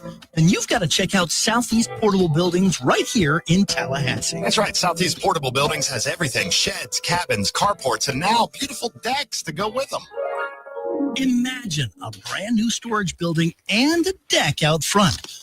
Perfect for that morning coffee or for your family gatherings. Need something custom? No problem. They'll work with you to find exactly what fits your needs. Big or small, simple or stylish. And with easy financing options, you can make your dream space happen sooner than you think. Southeast Portable Buildings, where you're not just getting a building, you're getting a lifestyle upgrade. Give our friends a call today, 850-580-6400. That's 850-580-6400. Southeast Portable Building. Big buildings. Big decks. Big dreams. Southeast Portable Buildings on West Tennessee Street, just north of Capitol Circle in Tallahassee. Life is stressful. Dinner shouldn't be. That motto is why Register Sausage has been doing business in the Florida Panhandle and Lower Alabama for over 75 years. A proud sponsor of Seminole Headlines, Register Sausage always provides the best Southern smoked sausage to over 140 grocery stores and restaurants throughout the Southeast. Headliners have discovered the Register's difference. You can too. To find a store that carries Registers near you or to buy directly, head to registermeats.com. That's registermeats.com. Register Sausage. Yay, sausage! Seminole Headlines returns now. Head to YouTube and search for Warchant TV today to catch the show live or on demand. Now, here's Jeff Cameron, Ira Schofel, and Corey Clark. Bob says, I ran into Dabo in Boca Grande last night. What a freaking nerd that guy is. I can't believe we've been dominated over the last decade. We really need to get our blank together. Amen. Amen. But remember, he's a teammate too, really. If we're all trying to get out of this conference, he's a teammate. He's on your team. Yeah, and I think Dabo is a little bit corny, but a lot of bit corny. But he's got some good qualities, man. Well, he's been able to recruit. We mocked him when he got the job. He's obviously done some really good. They really, if you think about it, they should have fired him after he came that close. After 2000, after Hopkins made the 55-yarder. He should have been fired that night. Well, especially because they kept throwing it in the red zone. It was running down their with the baseball player at quarterback. All they had to do was run the ball. So he should have been fired that night. And I think Clemson still regrets not firing him that night. You think? Yeah. Richard wants to know how many hours each of us spend researching or reading or watching things in order to come onto the air. Oh man. Oh man. No, for this show, none. We just get together and wing it. For all the other endeavors that we do, probably lots. I feel like I watch enough. I mean, we watch stuff, but it's not necessarily for the show. It's just I happen to watch a basketball game or I watched the golf team implode yesterday. Right. Like you watch that stuff. I watched that too. Yeah. Well, I watched it on my phone. I watched Saturday when they were starting to implode, and I was like, this doesn't bode well. I want to let people know real quick, the top 8 teams, there were 15 teams left. The top 8 in stroke play make it to today's match play portion. Florida State was well within the cut line. They were in 7th place. They were 4 shots clear of 9th place. Yes. And on the second to last hole, they were 5 over as a team. They had 2 double bogeys and a bogey by Luke Clanton, who shot a 76, and they lost by 1 stroke and they finished 9th. Also, that is a par 3 and it's 126 yards. Yes, it's incredible. But didn't it play really hard? It played as the second hardest hole on the course. That's what I was going to ask you. We don't need to talk about everything that happened, but I am curious what happened on that hole. Like, why was that hole so hard? So and why did they? You send it into the bunker, and they all did. You can't go at the flag. So what you have to do is pitch sideways and try to make a 50-foot putt for par. And in some cases, you blow it past and you end up 3-putting. And then you get to watch 8 other teams play for the national championship. It was a collapse. And the one thing I will say, and it's frustrating, and I don't want to blame it all on him. I talk about this to start the next hour. Trey Jones? No, I was just going to say that it's hard to advance when your stud shoots a 76. Yeah. I mean, your best player, who's one of the best players in the country, cannot be out here throwing up a 76 when you need him most. Well, all you needed was a 74. You needed him a 75. You'd been in a playoff. It's a toughie. But hey, Luke did a lot of great things at Florida State. Maybe he'll come back.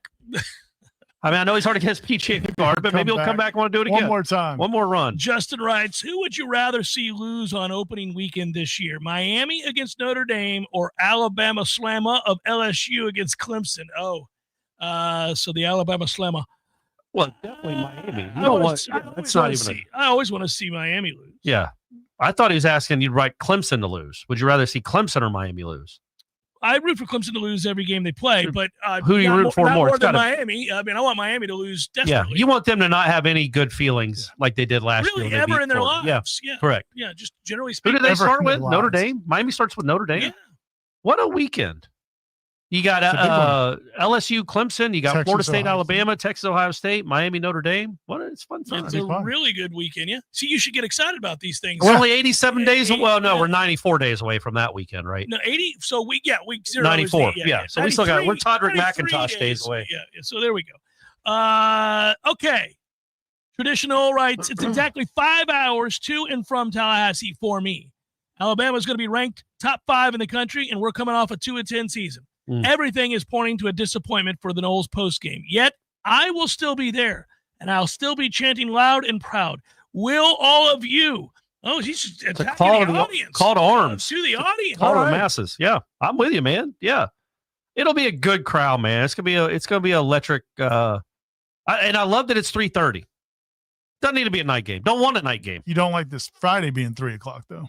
No, I think it's crazy. But I like the I like 3:30 on August. They're not going to be used to the heat. Oh yeah, there you got that. Just like Boise State. Remember Boise State melted down. I remember. And so I think the Tuscaloosa kids will start melting down in the third quarter, Just and that's when you run wild. I thought Kyle Schwarber and that Indiana team were going to struggle in the heat here. Yeah, that didn't happen either. Another ball off the tent. Yeah. Who was the other big ass kid? Yeah, they had 2 of them. It was like a Capoto or something. Monster. Yeah, he was a big kid too. They had some real And bats. it's like, man, if FSU could just put the ball in play, hit something into a gap, and make those dudes run. Yeah, get them tired, get them sweating. Could At least Schwarber went on to be a menace in the league. Yeah. Unbelievable. Whoever that other kid was, like, what happened to that guy? He was hitting something. bombs. Yay, sausage, writes Jonathan. At what point should ESPN be sued for conspiracy and skewing the polls towards their financial partners? Yeah, right now. Get it done. It's I don't know. We actually had this conversation with somebody yesterday at the. By the way, the FSU baseball did a pretty cool thing yesterday that we haven't talked about.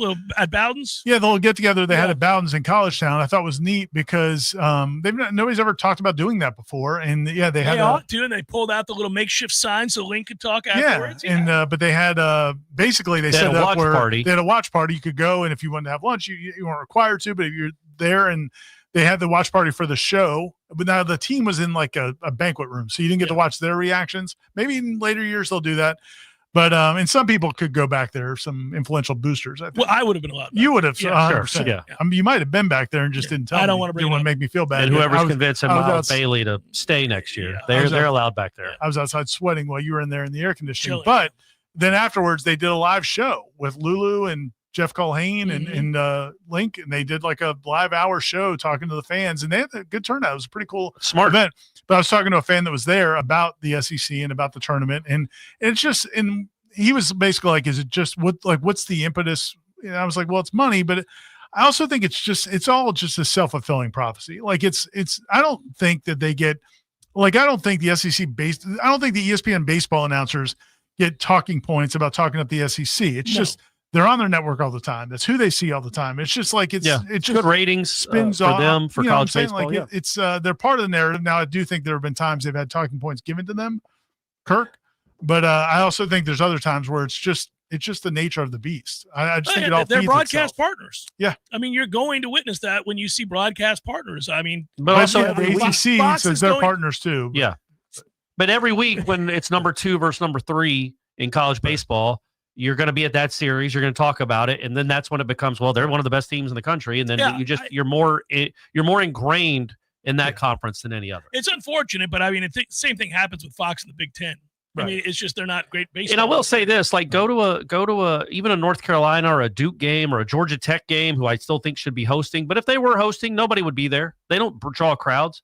Florida State draws baseball crowds. Clemson draws baseball crowds. Well, that's about a wrap in the ACC. This gets back to what we've talked about before. It's a natural fit that Florida State ends up in the SEC. Yeah, they're passionate. They share the same values in athletics. I mean, and it's going to, look, I will never be, and I never have been in this conference, and I won't be when we're in that conference. I will never do the SEC chant. Oh, I always thought it was the dumbest thing on earth. I don't care about a single team in that conference. I hope all of them suck every year while we just lay waste to the rest of the sport. It would be great. I don't need them to be good. I don't walk around with an SEC shirt on or an ACC shirt currently. Not going to do it. I hope we beat their ass, and anybody can say whatever they want about the other SEC schools. It's weird, cultish behavior. You see it all the time. I won't like it, but it will benefit Florida State to be in the SEC. Preach. It was good. It's going to be, and it's going to matter, and it's going to happen. And I think it'll happen hopefully sooner rather than later. And as much as we will lament all of that, we'll welcome all of that coverage and all the money that comes in with the local. Yeah, and the complaints we've had about what the SEC has done and what Greg Sankey has done, and I'm sure like what fans have felt as well. It's not to say like you don't want to be in that conference or that you hate everything about that conference. You just hate the way they've twisted things to hurt programs that should be on their level. And the sport is suffered. I mean, that's the other thing. It's like going back to, we used to talk about this when we watched the conferences raid other conferences, and then it kept happening more and more. Right. And then you realized, traditional rivalries are going the way of the dodo. What's going to happen next? And then we realized, unfortunately, you saw it was all happening that way. And because nobody runs the effing sport. Can we find something that went extinct more recently than the dodo? They thought the coelacanth was extinct until somebody caught one off the coast of Chile. All right. And they thought that thing had been dead What for a about couple a million mastodon? Years. Yeah. Go the way of the mastodon? Go to the way of the mastodon sounds cooler than the stupid dodo. Isn't the dodo just a bird? It is a bird. Screw that. Nobody cares about birds. Yeah. Give me a mastodon. Go the way of the T-Rex. Yeah. Well, that was... yeah. That wasn't more recent. That was not. That was not more recent. How about more spectacular then? How about the... What were the big, the woolly mammoth? It's like a mastodon. Yeah. Go the way of the Pac-12. How about that? There you go. There you go. They went the way of the Pac-12, which is heartbreaking. Extinct. I know. They went the way of the Big 8. Yeah, I feel bad for the dodo too. So yeah, I'm sure you lose sleep over it. Think of all the people that ate dodo over the years. The Big 8. Okay, where do we? I lost my place. Oh, no, that was just another rip on. But people are feeling it with Dabo today. Okay. I think we're done here, guys. We done. We do have a damn novel on Facebook. Should I read it? I guess we got time. Well, just what's the essence of it? Oh, it's a Seymour. This guy's got a theory. Anyhow, no, Spencer, solid as a rock. Here you go, Spencer. Sometimes it seems like the answer to your question is right in front of you. Every week we listen to Jeff and Corey talk about the NFC South and division championships. Oh, you mean the ones that the Bucs own and not the Falcons? Doesn't matter. The answer for FSU going to the Big Ten and SEC conference debate is divisions. FSU, along with 7 other teams, need to leave the ACC, join the Big Ten to create the Atlantic Division of the Big Ten. Divide the Big Ten back to their previous divisions, and even add Stanford and Cal into their Pacific divisions of the Big Ten. Divisions are going to be the cure-all. Maybe like a legends and leaders, and then whatever, like come up with newcomers. Yeah, something with the latecomers. By the way, real quick in the chat, NoldAd77 pointed out that manatees were nearly extinct 30 years ago. That's correct. And by the way, corrective measure. Have you ever eaten manatee? I saw you. I couldn't believe Ira Chaffel was out in nature looking at manatees. Yeah, when was this? I shared it on my IG account. Oh, okay. Gotta get it. You were swimming with the manatees? No, I was not.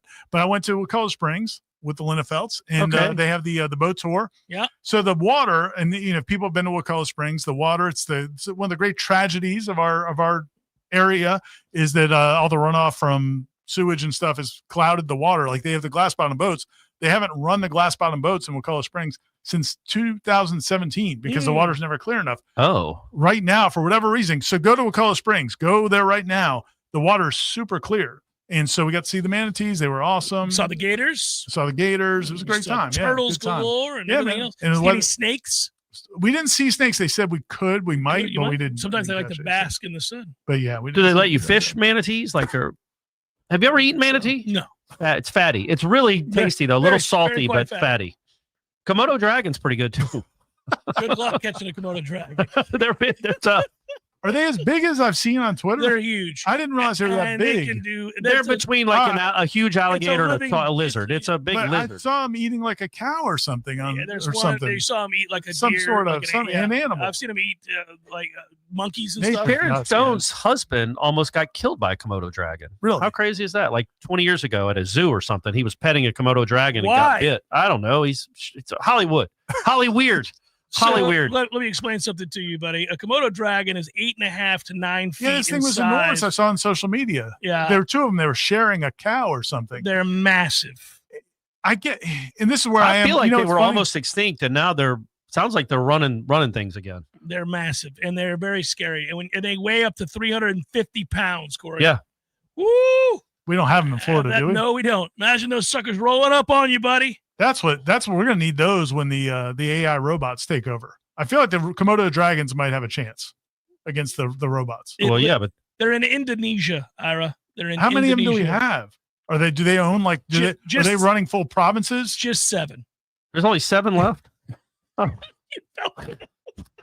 I mean, let's get to We've mating. captured those 7 when they're eating cows. It's like the Otis Wagner baseball card. There's only 5 remaining. Yeah.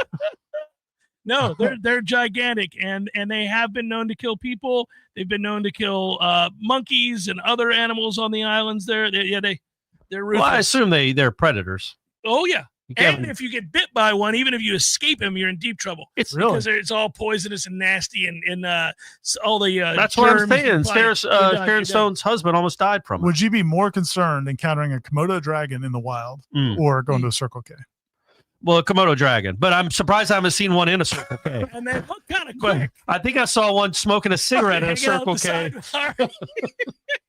With all the new gas stations, you're Yeah. gonna be elated, buddy. Yeah, I am. You want to talk about? Shout out to Sunstop, by the way. Sunstops are great. You're on the surface of the sun while you're there. It's insane. It's great how bright it is. Circle K.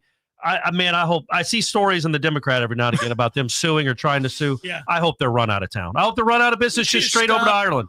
Would you I've stop? got allowed to nothing say left. this I've got stuff, nothing right? left for you and your 95-cent Polar Pops. I was going to say, Circle K. there are plenty of people in this town who love Circle K. Yeah. Because they don't know any better.